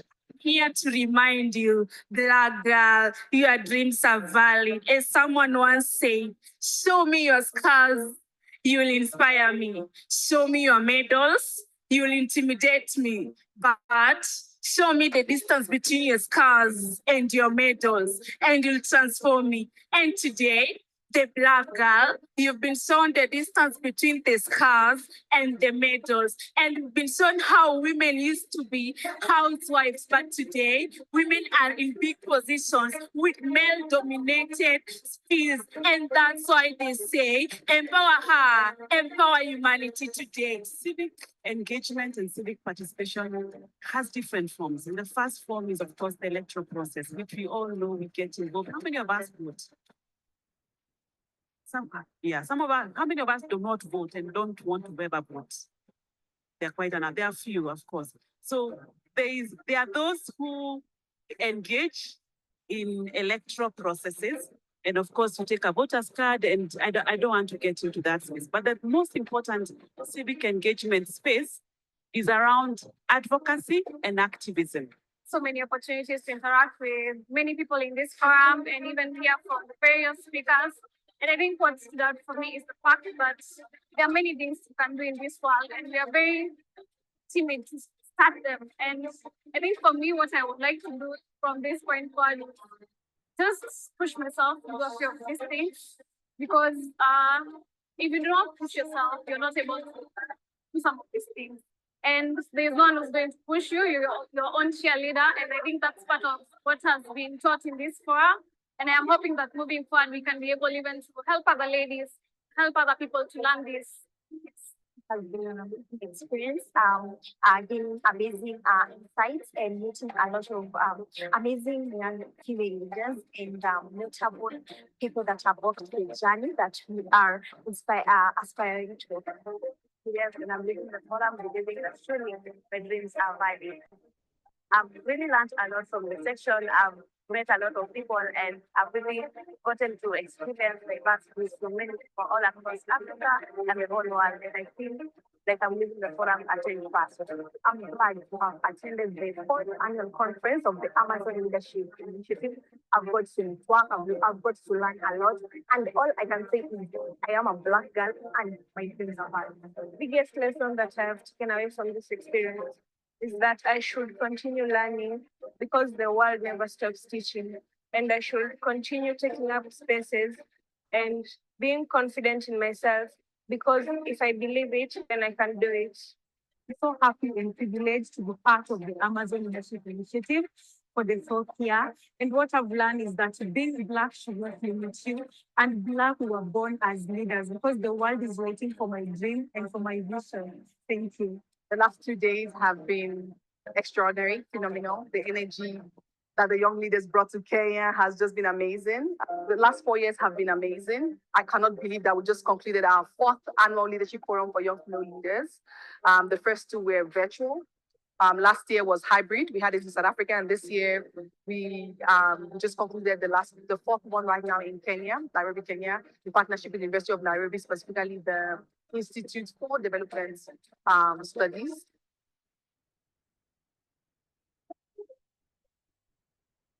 It may not make any sense when you start.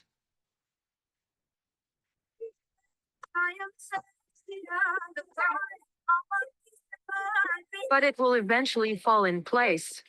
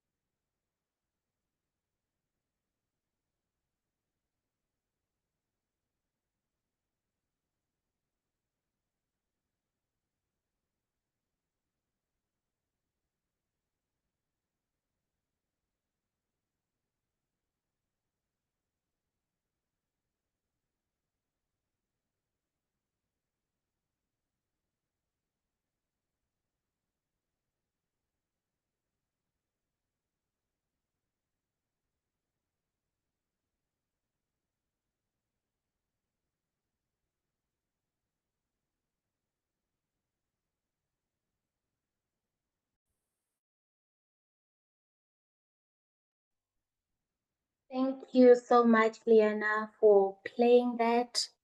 That was the Amazon Leadership Initiative Leadership Forum 2024. What an epic event that was. All right, ladies, if I can please just ask Miss Mary Ukoli to take over the photo session. If we can just spend 2 minutes on that so as to not waste any more time. Yes, sure. Thank you so much. So very quickly, we're going to be taking our family photo, and we want you all to please turn on your cameras. Right, I can see those beautiful faces coming up already. Amazing. So I'm just gonna start, and I'll take the screenshots.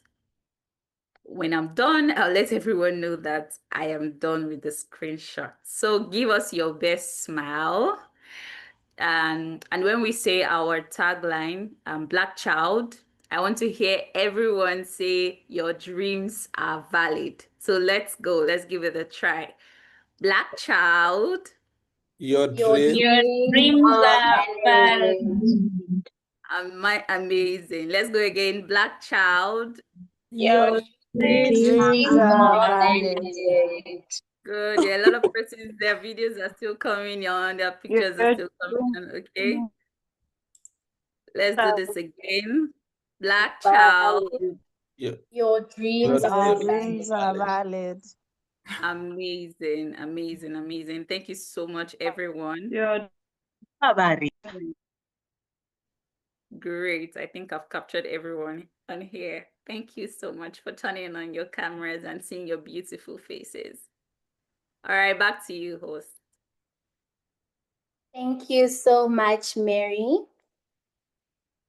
Now, ladies, for our next session, we have an interactive conversation with Miss Mary Izobo. I would like to invite the beautiful Miss Bontle Moloi to facilitate this session. Bontle Moloi is a 25-year-old female leader born and bred in the vibrant township of Soweto. She is a female leader of the Amazon Leadership Initiative and is the current president of the Southern African Caucus for the Pan-African Network of Young Female Leaders since 2023.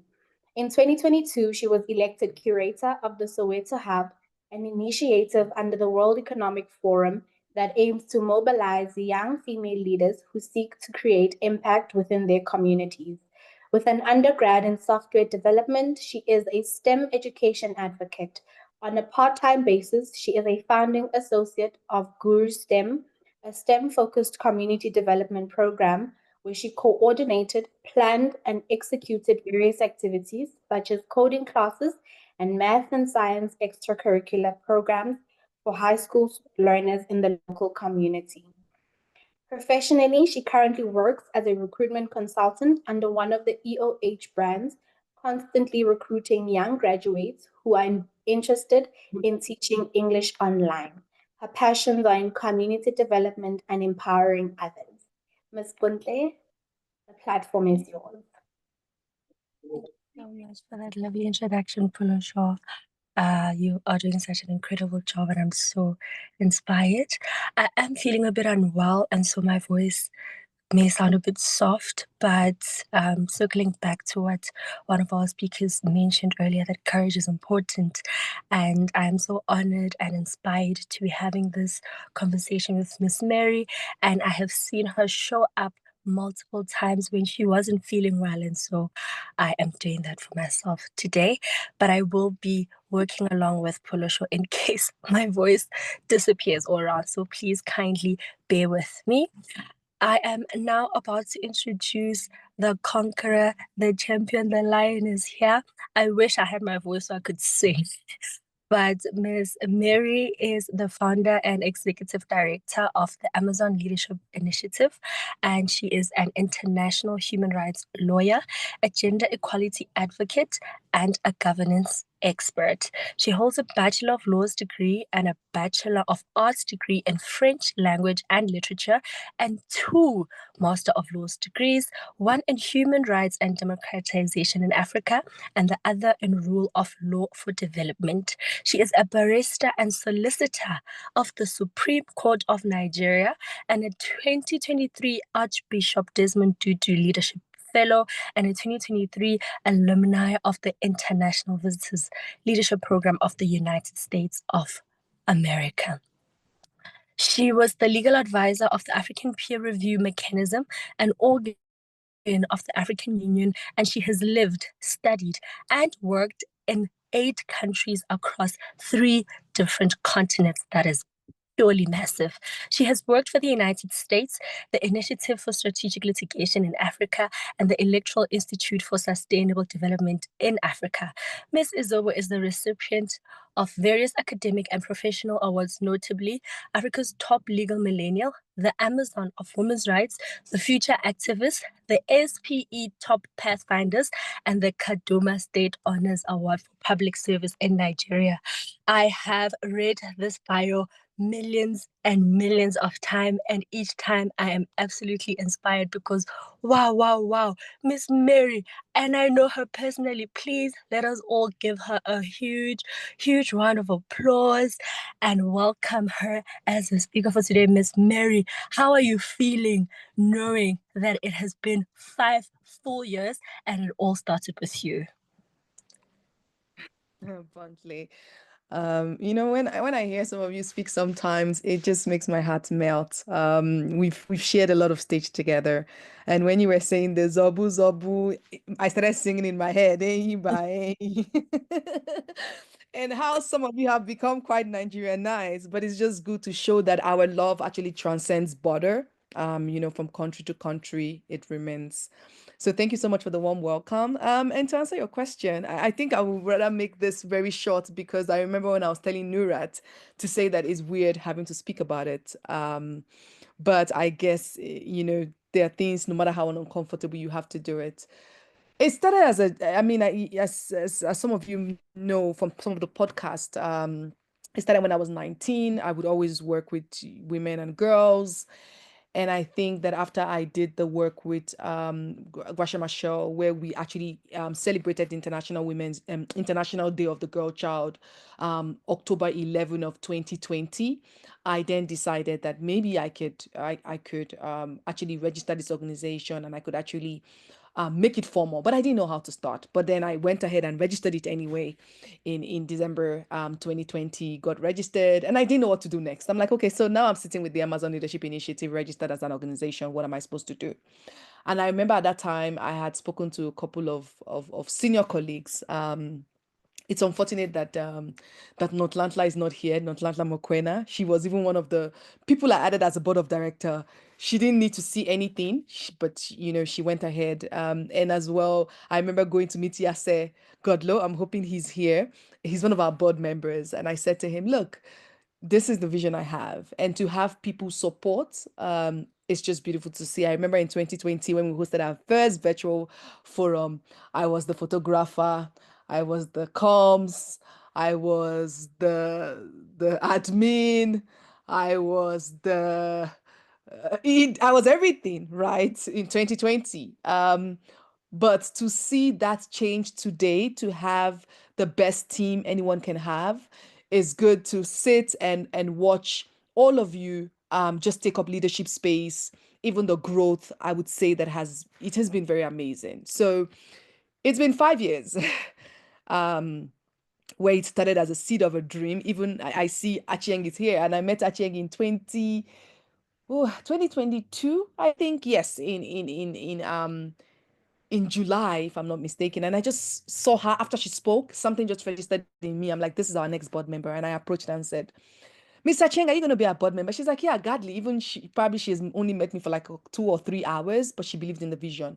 And so I had actually prepared a small speech. So I think whenever you give me the chance, bluntly, I will actually say it. But I think I have so many stories to tell, but I think somehow one way or the other, all of you have shared it. You've reiterated my heart and said exactly what I would intend to say. Back to you, Bunty. All right, perfect. Thank you so much for the wonderful intro, Miss Mary.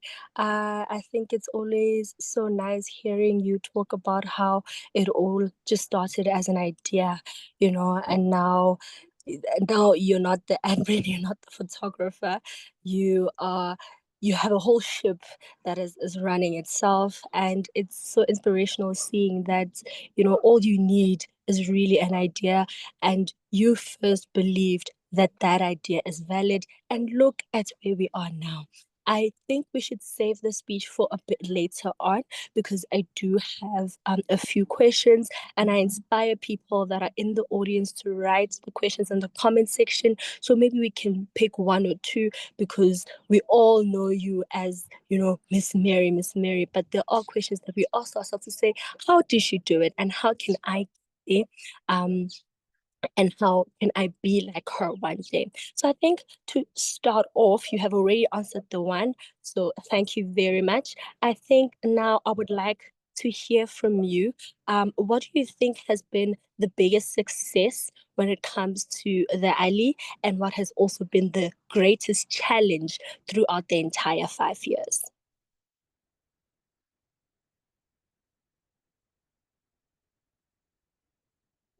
Over to you, Miss Mary. Thank you so much. So I when I was just thinking, when you asked me the biggest success, it's not one single event or one single meeting point. It's been a series, it's been a series of events. It's been you, Buntley, having you lead the caucus group and sharing it effortlessly. It's been peace, leading, the Send caucus. It's been the lives that we've touched collectively. It's the impact that we've made through TheALI, where, a seed was planted, and now looking at young women and girls who came in uncertain. I know, for example, some young female leaders come in, they were so shy. I remember Katleho, who joined and she was 14, and now Katleho is like, I think 18 or 19. Or you think about Esitle, who started when she was 14, and now she's written 2 books and she's 18, 19. It's just to see how now all of you are claiming your voices, you're leading in your different schools and universities, you're asking, oh, TheALI should no longer be a school chapter, but TheALI should be now university chapters. It's the communities, it's the carriers, it's how I've seen all of you also age, you've grown. You start off at like 21, and now I'm looking at you, I'm like, how are you 26 already? Or how are you 28? Or you're about to hit 30? It's the ripple effect, right? It's the fact that TheALI has become bigger than who I am. Is the success. I mean, like I said, I started off uncertain. I had no clue what I was doing, but I knew that I wanted to do this work. I had the vision, I had the dream. But I would say that it's my greatest success has just been watching TheALI grow beyond me. I now know that if I'm long gone, TheALI can survive without me, because I think that's something I've always haunted all of you as leaders, that to say and to ask you, if anything was to happen to me, would TheALI continue? And I think it's something that I've always asked myself. But to see that happen, that I am no longer in half of the events, that if actually I don't think I participate in the planning of any of the events, more or less sign off, to see all of you step into your power, knowing that together we've built a space that leadership is not just a dream anymore, but is a reality. I think nothing beats that for me. To see that all of you come up with the best amazing ideas, you impact these ideas, you're growing in your own different spaces, it just makes me really happy. I would say, and those are part of the successes for TheALI, to see us grow beyond imagination. We started off as maybe 2, 3 associates. Now we're sitting with 10 associates and 9 caucus leaders. We started off as maybe 20 young female leaders, and now we are over 3,000 young female leaders in 27 countries. We have grown. And like I said, there's no one single success, but it's the all of you sending me messages to tell me you got admitted in a university, or is you sending me a message to say that, look, you got a job, or is you sending me a message to even say, oh, I'm a mom, right? It is all of these little things that just sit down and just makes me really happy, seeing all of you achieve your dreams, seeing all of you go into spaces, seeing you guys and I think that's something I've always said, to the young female leaders, that I can't wait one day when I'm old and gray, I'm in 60s and 70s, and just watching all of you on TVs, you know, where you are leading spaces, your presidents, ministers, pilots, women in STEM, just leading change. And I'm just that, you know, we're going to build where you know that if you need a woman in leadership, you know the place to go is to TheALI because of the strong network. So I would say those are the many successes. In terms of challenge, I think the biggest challenge for TheALI, we've not really had a lot of challenges, to be fair. I think somehow we've just managed to glide it through. Even though sometimes I sit down and I'm like, this should actually be a challenge. But I think the biggest has been sustainability. It has been, you know, resources. And the weight of expectation, right? While still staying true to the mission. Because I think one thing is that we always exceed ourselves every year, and the expectation is a lot, you know, starting from 569 in year 1 to year 2, having over 1,000, to year 3, having, you know, over 1,000, and you know, it just keeps growing. So our expectations keeps getting even bigger and bigger for ourselves. So there's that weight of expectation where I remember in 2023 we had 15,000 applications and we didn't know what to do with them. Like, okay, so we want to only, you know, how we just say to ourselves, we only want 130 girls, right, in 2023 in South Africa. And now we're sitting with 15,000 applications from across Africa. And I think for a moment there was panic. We had to shut down the application because this application happened in 2 weeks. We didn't know what to do. But again, I think somehow we always overcome the challenges. And then there's Exilda, for example, who knows all the 15,000 girls by their names, their age, their countries. Like I call her the methodological queen because I don't know how she does it. But for us to be able to select 130 people that came to South Africa, and for Kenya, it was the same thing. We had asked ourselves, we want 500 girls in person. How do we manage the crowd? How do we manage the feeding? How do we manage the concentration?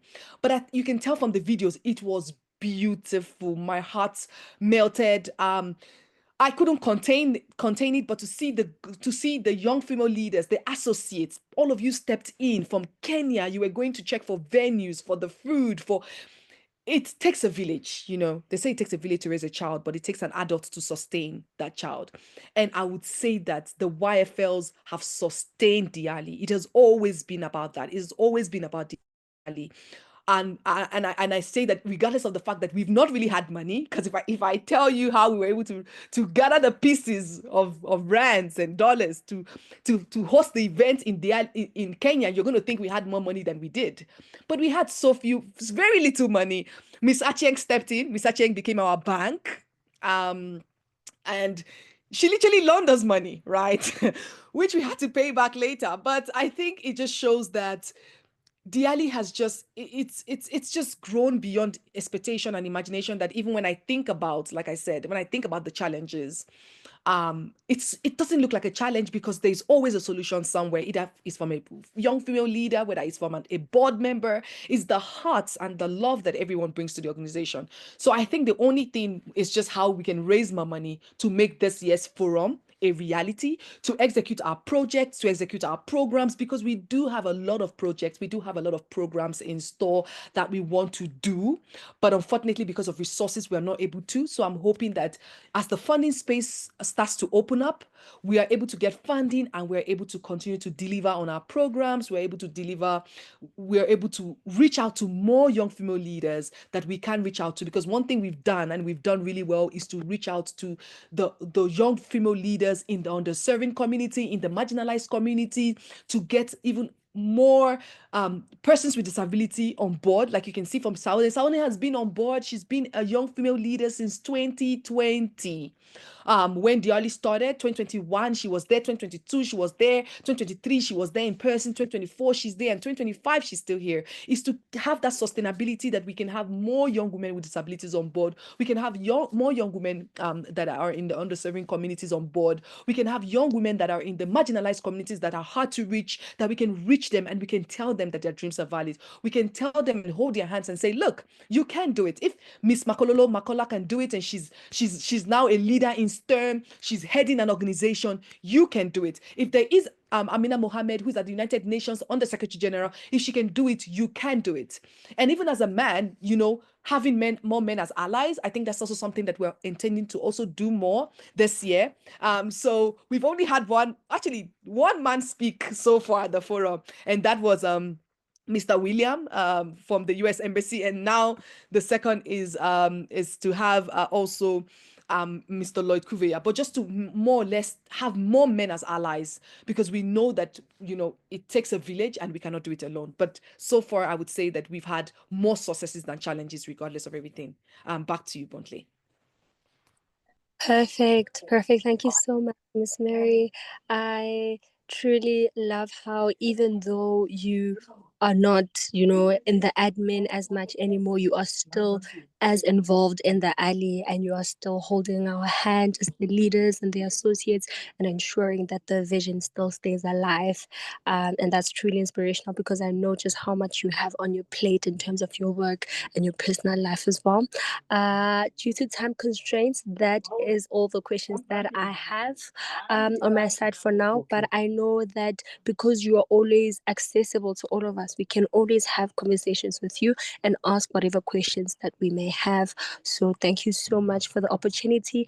I'm going to hand over to you now so that you can do your speech and close off for us with more inspirational words and strength that we can carry as we lead up to the forum. And then after that, our lovely host with the most is going to take it off and move through with the agenda. Thank you so much, everyone, for the opportunity to lead this session. I have tried my best with my voice, and I look forward to being well during the forum so that we can do much more. Thank you so much, Miss Mary. Over to you. Thank you so much, Buntley, and I do hope that you get well soon. And I'm wishing you speedy recovery. 5 years ago, and I had to prepare this speech because I was like, I had to say it so that at least I'm able to prepare my train of thoughts. And so 5 years ago, the Amazon Leadership Initiative, what everybody knows as TheALI, began as a seed of dream. But today, as we celebrate the 5 years anniversary launch, I want to say something clearly. That has never been about me. It's always a Miss Mary, and it's always a Miss Mary. It's never, ever been about me. It has always been about us. It's about the girls and the women who came with open hearts, with courage, with questions, and the fire of possibility. It's about their voices, it's about their laughter, it's about the brilliance and their determination to rise. It's about the board members who have walked beside me, beside us, with vision and wisdom, helping us shape this initiative into something stronger, more purposeful, but most importantly, sustainable. It's about the speakers that we invite every year. It's about the moderators that practice, the facilitators. I'm sure some of you may not know, but the facilitators go through a rigorous training. They go through training for 3 months, 5 months, 6 months, months on ending just to come and present. Because I remember the very first facilitator that we had, she was 14 and she had no idea how to moderate. She had no idea what to do to facilitate. But fortunately, we had to go through the training session with her. And by the time it was time for her to present, I mean, look at our facilitators, look at our moderators, just look at how brilliant they are. It's a lot of work and it takes time to put into this. It's to our partners that say yes to the Gresham Marshall Trust, to the African Defenders, to the Center for Human Rights. It's to all of our the Pan-African Parliament, is to all of the partners that have said yes, even the IDS, the University of Nairobi, to saying yes to showing up, yes to sharing their time, yes to sharing their expertise, yes to pouring into the next generation of women leaders. It's about the friends and supporters, even parents. I hear parents right now are even here. It's about parents who've actually also supported, who've believed in TheALI, sometimes even before we had proof of what we would become. TheALI is the living proof that leadership is not one person's journey, but a community's commitment. That we bring our hearts together. Change is not only possible, it is inevitable. 5 years on, we have witnessed transformation. Young women discovering their voices, stepping into spaces they never imagined they could occupy, and daring to lead with courage.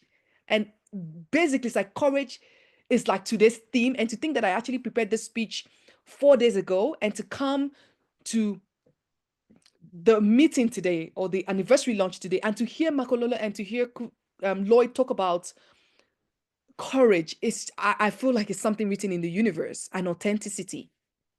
But if these 5 years have taught us anything, it is this: that our work is just beginning. That every girl, every young woman who steps into TheALI reminds us that the future is waiting to be shaped, and it demands our persistence, our innovation, and our love. And so today, as we continue to celebrate from now till December, I would say let us also recommit. Let us recommit to building spaces where women and girls can dream without limits. Let us recommit to leadership that heals, that empowers, and that includes. Let us recommit to the vision of an Africa where every girl knows that she's enough, that she belongs, and that she can lead. And I am recommitting, and I hope you are too. Thank you for bringing your heart to TheALI. Thank you for being part of this family. And here's to the next 5 years and beyond. Black child, your dreams are valid. Black girl, your dreams are valid. Thank you so much. Oh, thank you so much, Miss Mary. Thank you. Thank you. That was absolutely beautiful. Thank you to Buntle as well. We hope you get better soon. Honestly speaking, the alley has become part of our lives. It has become part of who we are. And I speak from personal experience as well. Who knew I would be here hosting an entire event? It's the support, it's the love we receive from the Ali family. So thank you so very much. Once again, ladies, without wasting any time, we have another very special item on our agenda, another poem presentation. We are blessed today. Please help me welcome Ms. Bridget Gaki. Bridget Gaki, a young female leader all the way from Kenya, is a personal development and brand enthusiast, impact-oriented leader, advocacy enthusiast, and an aspiring nurse. In her world of words, she is a creative writer, poet, and author, legacy of love and inspiration. Teresa Njur Memoir, a book that honors her sister in memoriam. Ms. Gaki, the platform is yours.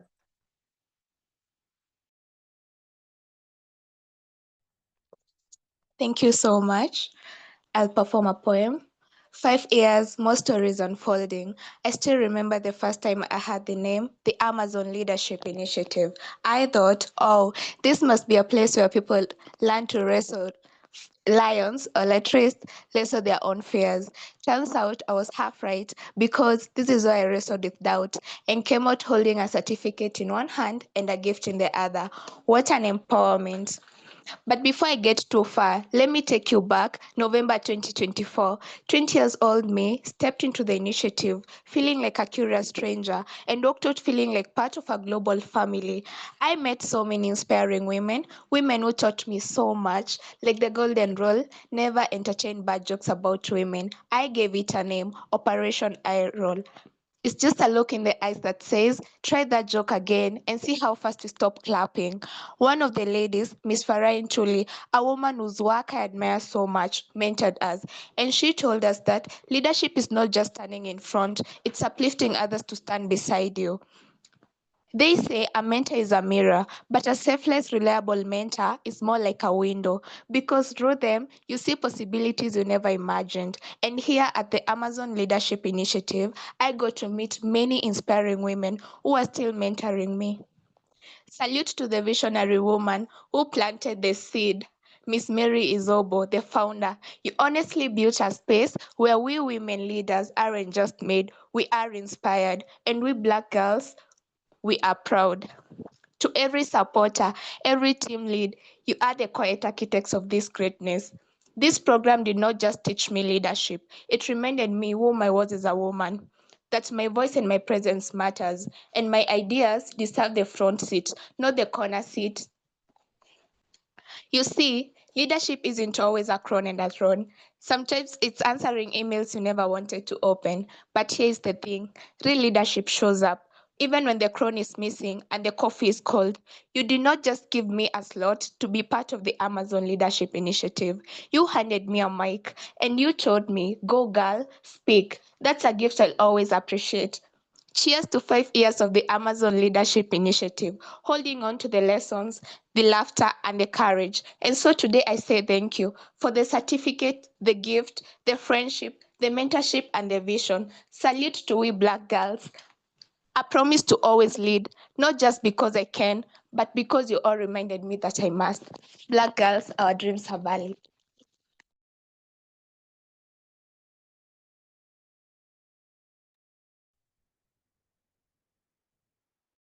Oh, wow, wow, wow, wow. It's such a beautiful yet powerful form of expression. Thank you so much, Bridget, for sharing that with us. I cannot even gather the words. So that was so beautiful and inspirational. Leadership is not just standing in the front, it's lifting others to stand beside you. Thank you. Thank you for sharing that with us. Next on our agenda, we have some testimonials. Now, this is a special moment because we truly get to witness the greatness that this movement has done in people's lives. So, first up, I would like to invite Miss Pinky Togo, former school librarian at Prudence Secondary School. Ms. Pinky Togo is a qualified auxiliary nurse and certified networking technician with a passion for both healthcare and technology. She previously served as the school librarian at Prudence Secondary, where she played an active role in fostering a culture of learning and personal growth. For the past 3 years, she has dedicated her time to mentoring Prudence Secondary School students, guiding them in their academic and personal development. Ms. Pinky has also maintained a strong and productive relationship partnership with TheALI, demonstrating her commitment to building lasting relationships that empower and inspire young people. Ms. Togo, over to you. May we also just be mindful of the time. Thank you.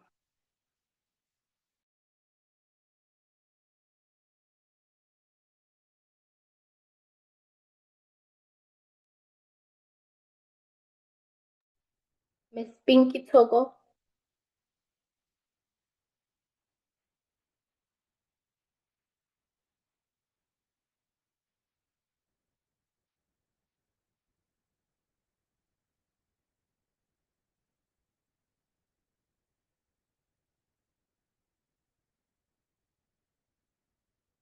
Are you able to hear us?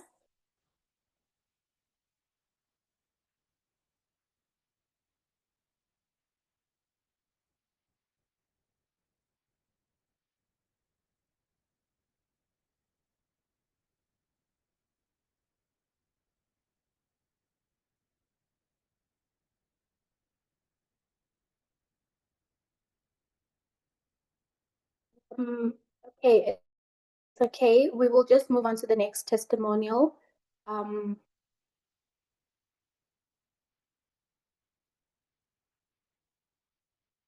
we will move on to the first official young female leader, Ms. Puseleto Lefekani, the Community Engagement and Associate. Ms. Puseleto Lefekani is a passionate and accomplished community development practitioner with a proven track record of fostering transformative change in communities, holding a Bachelor of Arts honors in Community Development and a Bachelor of Community Development from the University of Johannesburg. Puseleto possesses a deep understanding of community dynamics and development principles. With extensive experience in community development, Puseleto has worked with various organizations and community groups to design and implement sustainable development projects. Puseleto joined TheALI in 2020 as a mentee and young female leader. She was part of the mentorship program for 3 years and joined the associate team as a community engagement associate in 2024. Ms. Puseleto, the platform is yours.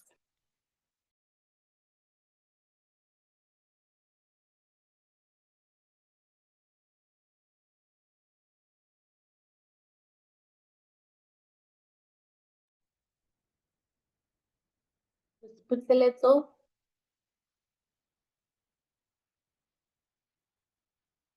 Okay, if she's not here, I will just move on to the next testimonial by Ms. Khadijatu Bari, the president of the West African Caucus. Khadijatu Bari is a committed civil rights activist and feminist with over 9 years of experience championing the rights of children, women, and young people in Sierra Leone.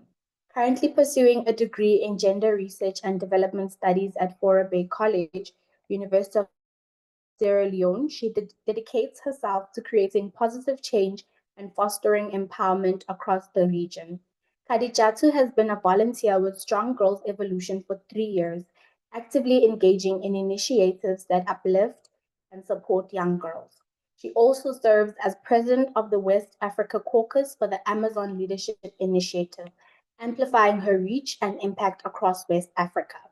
Throughout her career, Khadijatu has worked closely with prominent organizations, including the Office of the First Lady, UNFPA, UN Women, UNICEF, Plan International Sierra Leone, Purposeful, and various government agencies. As a youth representative, she played a pivotal role in launching the End Child Marriage campaign in 2016 and was a vocal advocate during the 10th Conference on Sexual and Reproductive Health and Rights in Sierra Leone in 2022. Her advocacy contributed significantly to the passage of the 2024 Prohibition of Child Marriage Act, a landmark achievement in the fight to protect young girls. Recently, Khadijatu's story of survival and resilience in the face of child marriage, including the loss of her younger sister to this harmful practice, was highlighted by major media outlets, including BBC Africa, the New York Times, BBC Focus on Africa, AYV, and other prominent local and international platforms. Ms. Bari, the platform is yours.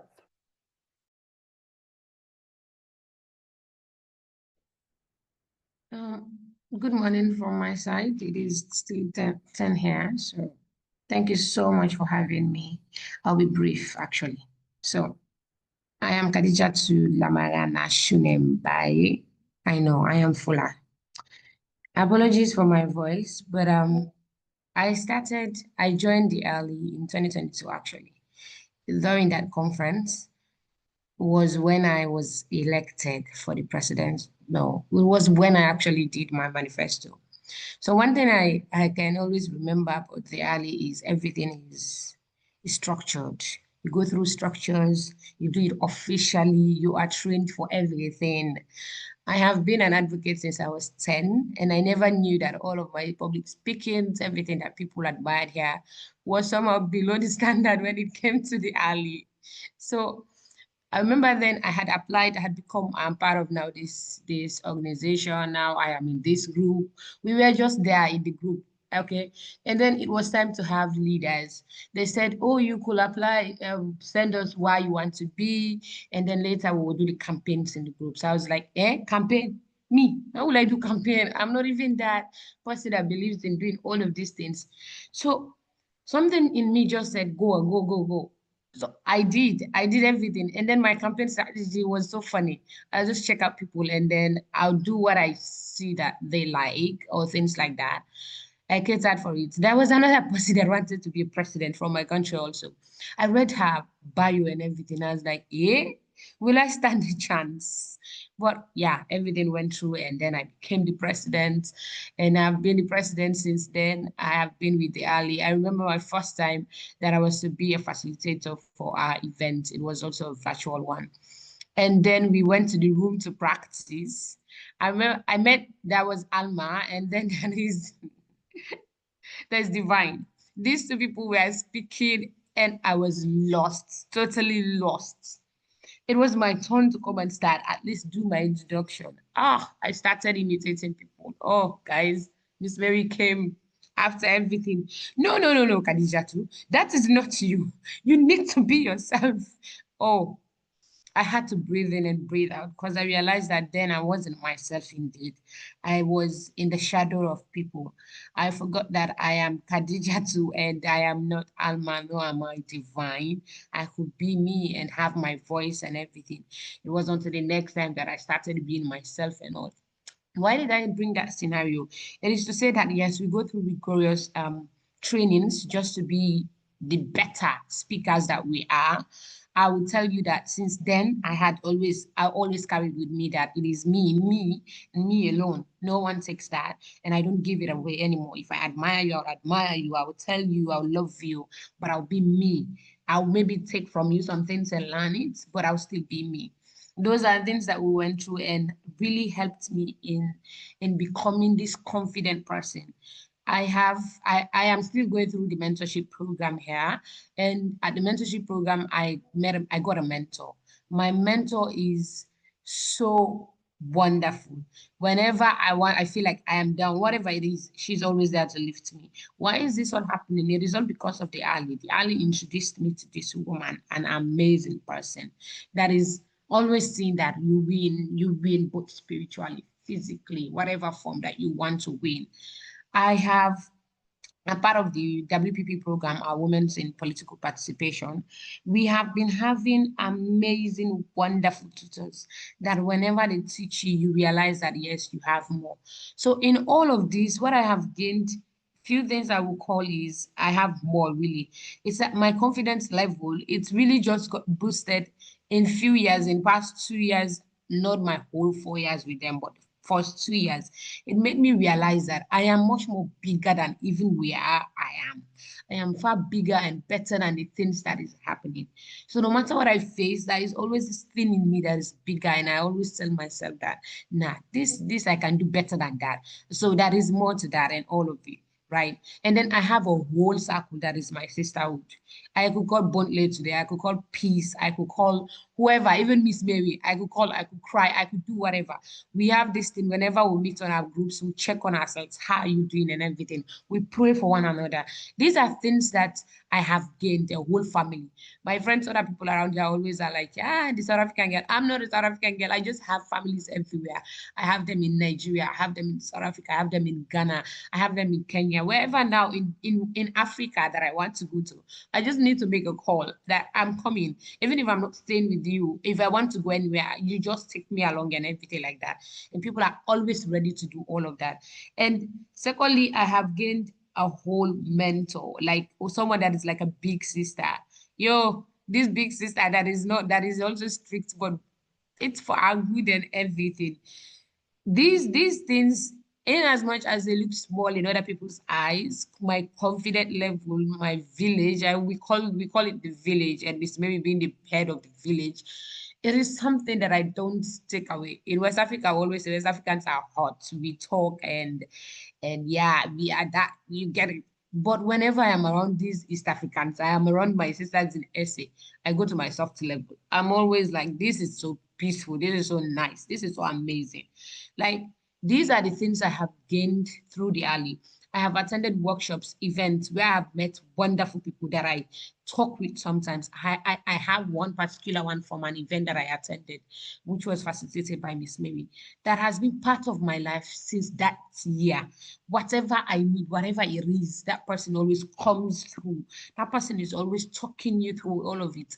So me being alive, me changing locations, me changing so much things in my life, it is all because of TheALI. I always tell people living in my country that, yes, I had traveled before, but this frequent traveling, this amazing learning opportunities, this growth and everything, I owe it to TheALI. People are always wondering, how are you guys doing it? How? Wouldn't you have an organization yourself? I'll be like, I'm sorry, me, I am having my own time at TheALI. There's nothing that I want to do with my own now.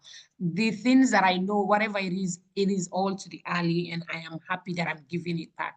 Thank you so much for everything. I could have shared more, but because of time, I'm going to stop it here. Thank you so much. We will have more in our events. It is 5 years of God's grace, 5 years of amazing time together, 5 years of having sisters that I am always counting on to, 5 years of me saying, yes, I have a whole village. Thank you so much for having me. Back to you.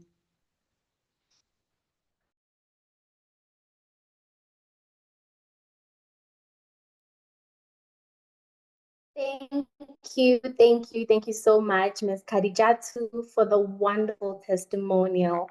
How encouraging. Apologies, ladies. It's been such an exciting event. I almost forgot, but please, please, please help me welcome Mr. Yase Gojo, one of the ALI board members. Sir, please do accept my apologies. You may take the floor. No, thank you so much, Polusho. And I'd like to greet all the young ladies, the young women in this virtual call today. I really am. I'm reflecting also as everyone speaks, and I'm reflecting as I understand that 5 years we have been on this journey. And for me, it was, I was actually checking my messages. It was on, I was on the 24th of August when the founder, Mary, contacted me, and she told me about TheALI. And I was thinking, okay, it's great, but you're doing so much already. You are studying, you are working. How are you going to start this organization? But she was very excited about it, and she wanted to actually build this organization. But one of the big events that she wanted to do, this is in COVID, and she said to me, who can we get to speak? I got very excited, and we started brainstorming a lot of names. And I remember when we started thinking about Amina Mohammed, and other great celebrated women leaders in Africa.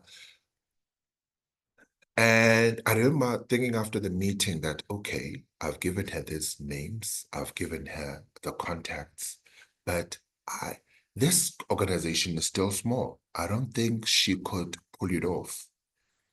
I bet you in October, Mary comes back, she's like, the Deputy Secretary General of the UN has said yes, and we started chatting to them. And I was like, but Mary, how are you going to pull this off? I think as I reflect on these 5 years, and as a board member and representing a lot of other board members, I see Acheng is here. I don't know if our chair is been part of, has been able to connect, but serving with these incredible and wonderful people, it is knowing that we have a founder who has a vision, who has a passion, who has the heart and the resilience to build, and know that she's got such a huge responsibility. I have come to met the young women and who we work with in different countries, the incredible people who are like Mary, Norat, who've also been part of some of our board meetings. And actually, on a lighter note, I remember starting in the first part of the board meetings and actually linking into the virtual meetings. I'll be very conscious that I'm a man and this is a young women's organization in Africa. Maybe I should be quiet. I should not make my opinion heard.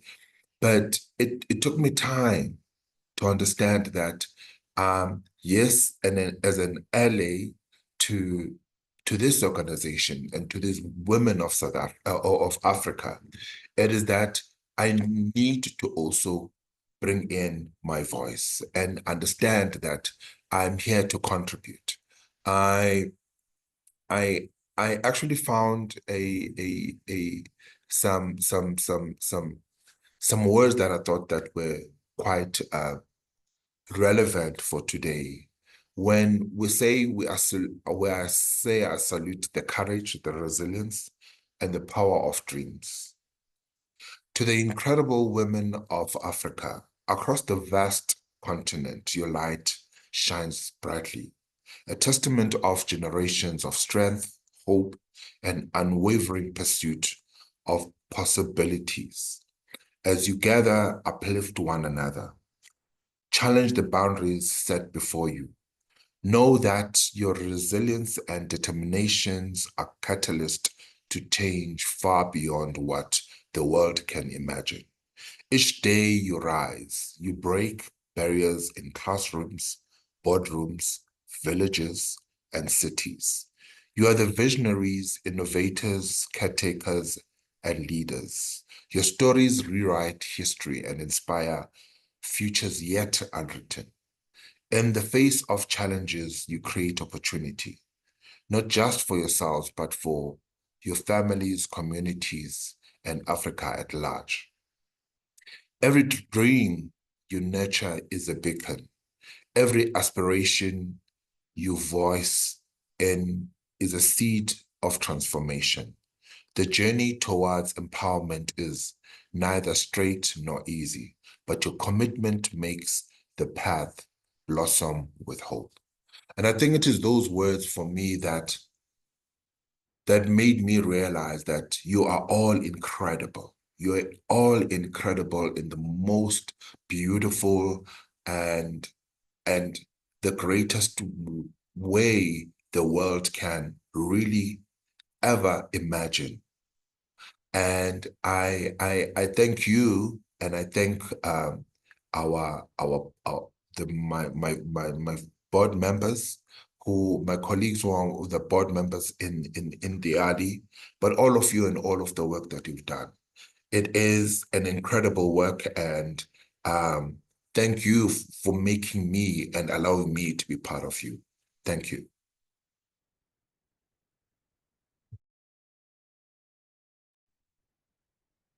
Thank you. Thank you so much, sir. We are truly learning a lot today. What a beautiful reflection of what this journey has been. We also have another board member in the house, Ms. Acheng Akena. Ma'am, say a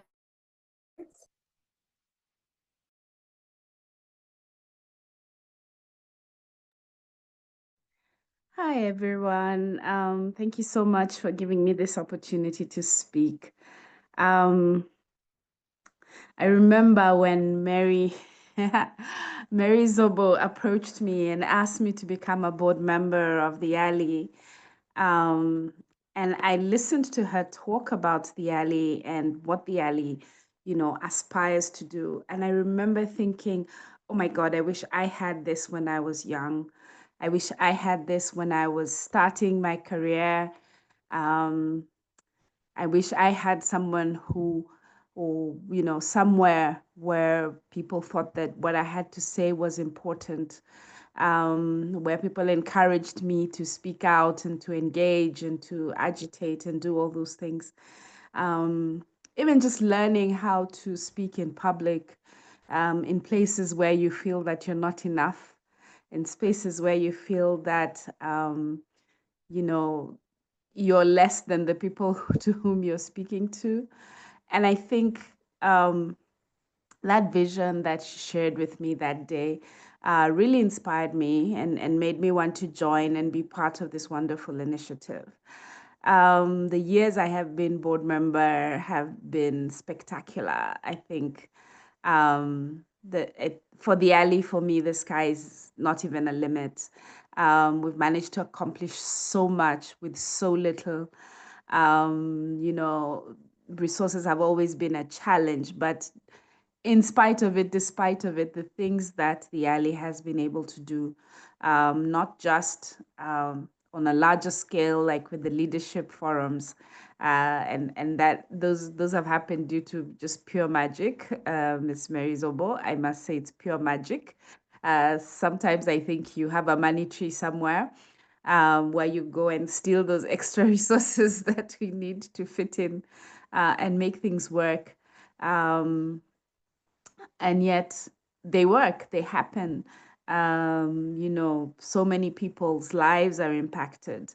So many people, particularly women, learn that it's not, we're not just we don't just exist to be good wives and good daughters, but we exist to be leaders, we exist to be engineers, we exist to be doctors, we exist to be professionals. We exist to live full lives where we are able to attain our full potential. And just being part of that has been very enriching for me personally.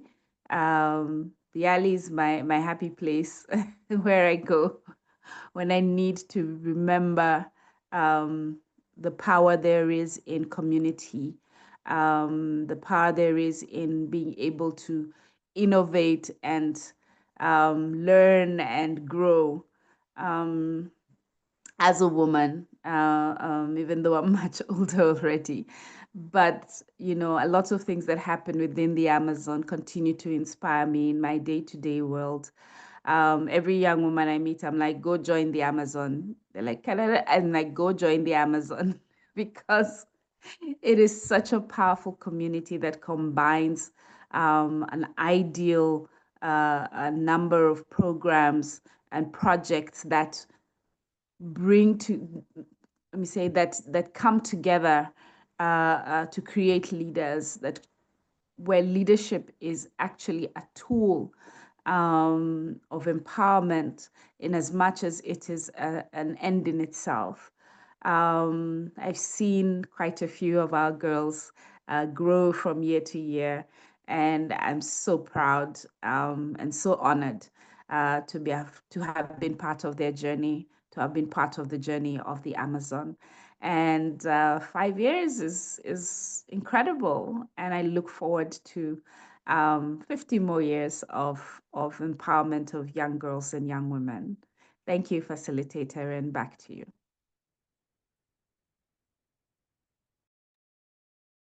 Thank you. Thank you so much, ma'am. We are truly blessed to have leaders who believe in us so much. I would like to just give an opportunity to Miss Pinky Togo as well, just to share her testimonial with us. Miss Pinky?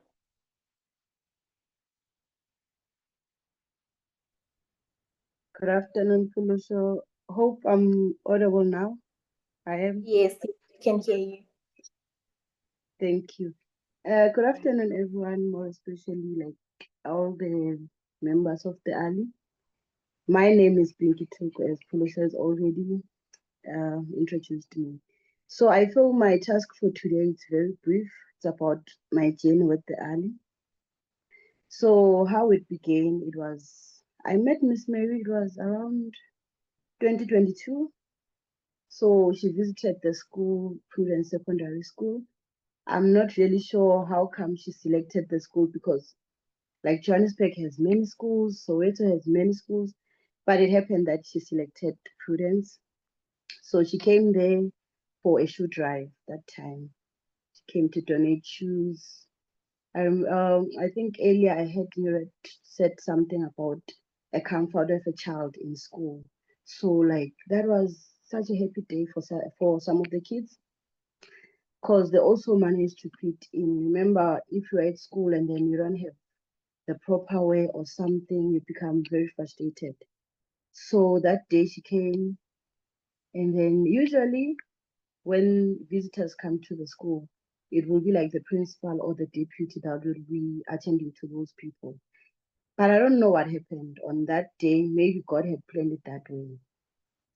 Our school principal and the deputy of that time had to leave for a meeting. So I had to step in for him. And I hosted Miss Mary, assisted with finding the kids and all that. And that's how I met her. I remember she was just telling me about the work she does and all that. And then I was like, yo, I've never heard of this before.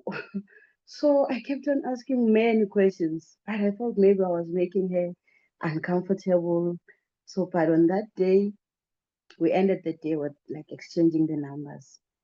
And then little did I know that that moment would mark the beginning of a truly beautiful relationship between me, Miss Mary, TheALI, and also like Prudence in the midst. So we kept in touch for a very long time.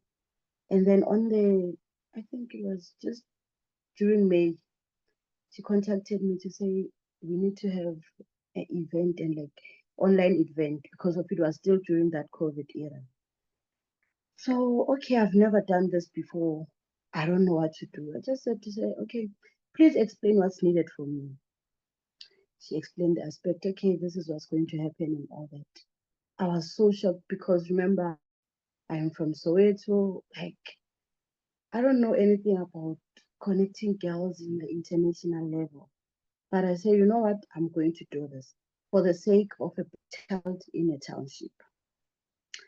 Okay, we hosted that event. It was the She Speaks Africa Southern Region event. It was hosted on the 27th May 2022. You know, after that event, I think it changed my like aspect of things because in that event they were like, okay, from Prudence it was 16 girls, and then we had international audience. So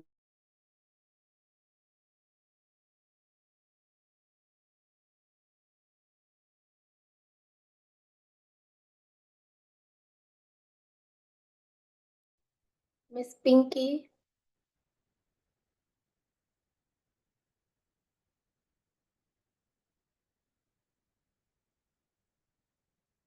Miss Pinky, are you still with us?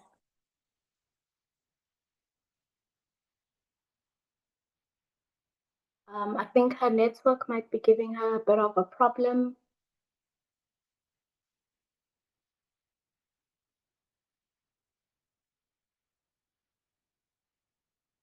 All right.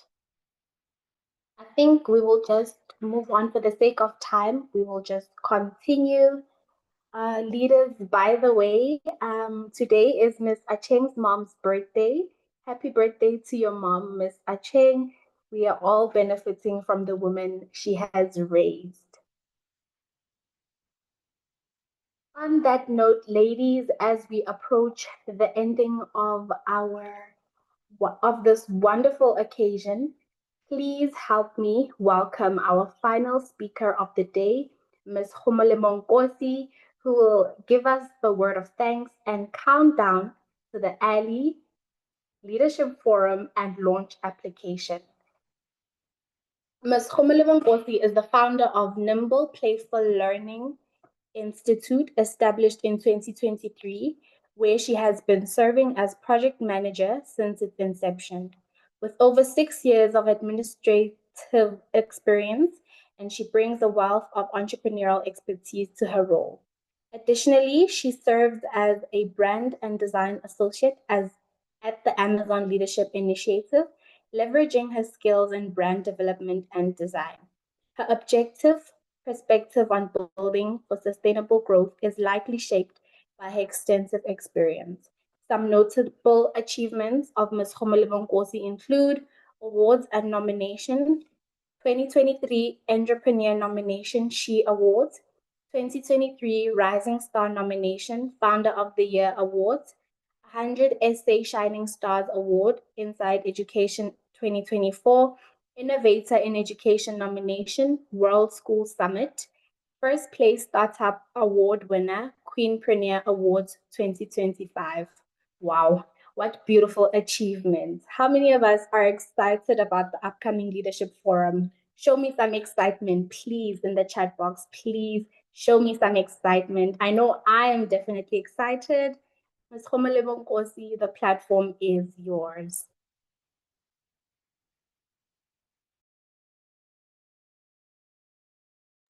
Thank you for having me, Puluso. This has been such an amazing conversation event, a testament of all the hard work that has been put into all the TheALI initiatives. And I would just like to give thanks to Miss Mary Izobo, firstly for believing in the dream that this idea can really impact other people's lives. Today, all of us, all the associates, all the caucus leaders, all the young female leaders, we are testaments of what that faith has produced. That you believe that this is not just an idea. and if you can release it and share it with other people and make the initial sacrifice to do everything, in the launch stage, just up until it makes sense, just up until other people can visually uptake the vision that has burdened you. We are truly grateful. And to the board members that have backed this vision, fueled the fire to ensure that our flame does not flicker, putting your resources forward, putting your networks forward, we are grateful. For the speakers, Miss Makola, Mr. Lloyd, the board members, Miss Achieng, Mr. Yase, we are so grateful for not undermining us and saying, oh, that's just a bunch of young people, but committing your time and pouring out your heart, your experiences, your wisdom, giving us the advantage of time. Miss Acheng said that she wished that she had this in her youth, at the beginning of her career. And because we have it, we consider ourselves privileged, to have your presence here and your commitment to take our hand and walk the journey with us to maturity, as Miss Mary was sharing earlier, that for her, one of the greatest joys is seeing us age through this, and a thanks to the facilitators, Puluso, you've done a stellar work, and Chandada as well. You guys have shown that you're taking this task that has been put on your shoulders seriously, and you have contributed greatly to how beautifully this event has taken place. To the associates that you guys go on, you go to school, you go to work, and then you give your evenings to doing TheALI work and pushing the vision forward. For your sacrifices, I believe that you shall receive a reward. May you not get tired of doing good for TheALI dream and TheALI vision. We are so grateful to all of you that put your best foot forward for this dream. And today, as we hit 5 years, look to your screens, as I just need just about 60 seconds of your time. Get ready for something amazing. Get ready for something amazing. TheALI is now 5 years old, 5 years of validating dreams, not just any dreams, your dreams. Your dreams. And that's why this logo encompasses all our faces on it to represent the lives of those whose dreams are being validated. And now the countdown to the launch begins. 9, 8, 7, 6, 5, 4, 3, 2, 1. Can you see my screen?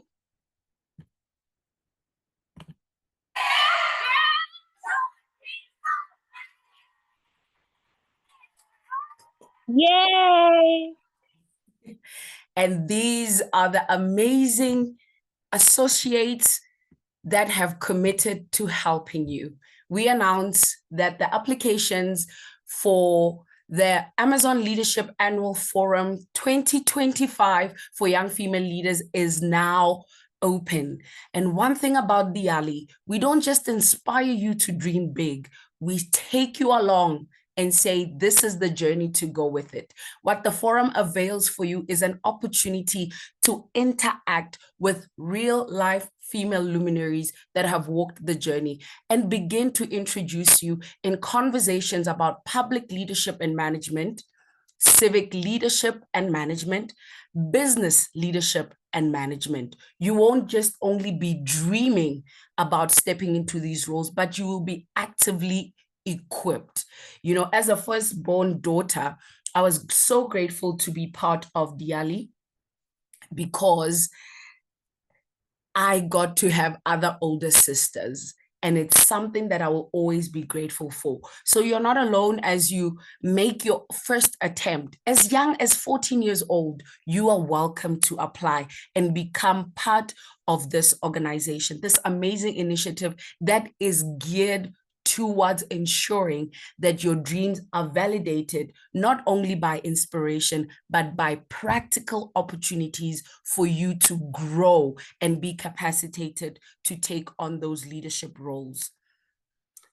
We will be celebrating and be graced by female luminaries that will grace us as guest speakers, meaning you will have an opportunity to interact with them, not just for in-person participants, but also virtually.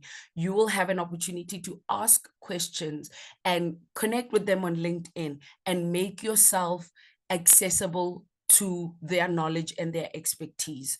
You will have 2 powerhouse hosts and 10 young female facilitators that will ensure meaningful engagement, both online and in person. You will be joined by over 2,000 other young female leaders that are selected to attend 500 in person, 1.5 virtually for this life-changing forum. Above all of this, you get connected to a sisterhood that is active and present, as you've heard through the testimonies, even from Khadijatu's testimony, that you will not be left alone to fend for yourself and figure things out. You will always have a sister, to give you guidance through all of this. And if you have any questions, kindly please direct them to info@theali.org. Applications are now open.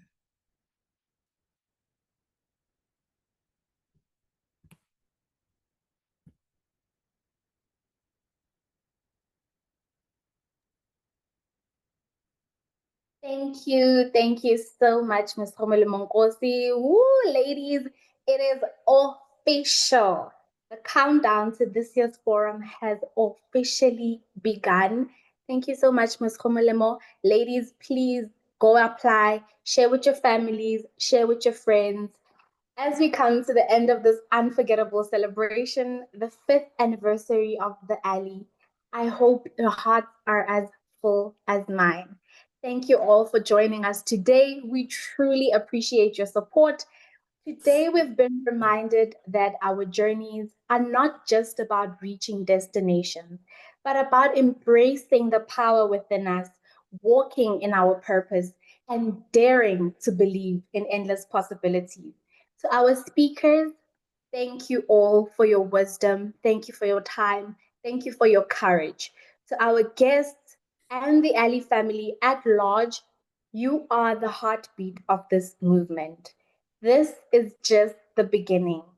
Black girl, your dreams are valid. Black girl, I can't hear you guys. Our dreams are valid. Your dreams are valid. Dreams are valid. Black girl, your dreams are valid. Let's go out there and make them real. Once again, don't forget to follow us on all our social media platforms. And don't forget to hashtag us at Black Girl, Your Dreams Are Valid. Hashtag TheALI at 5, hashtag TheALI Leadership Forum. Thank you all so much for having me as your host. Have a wonderful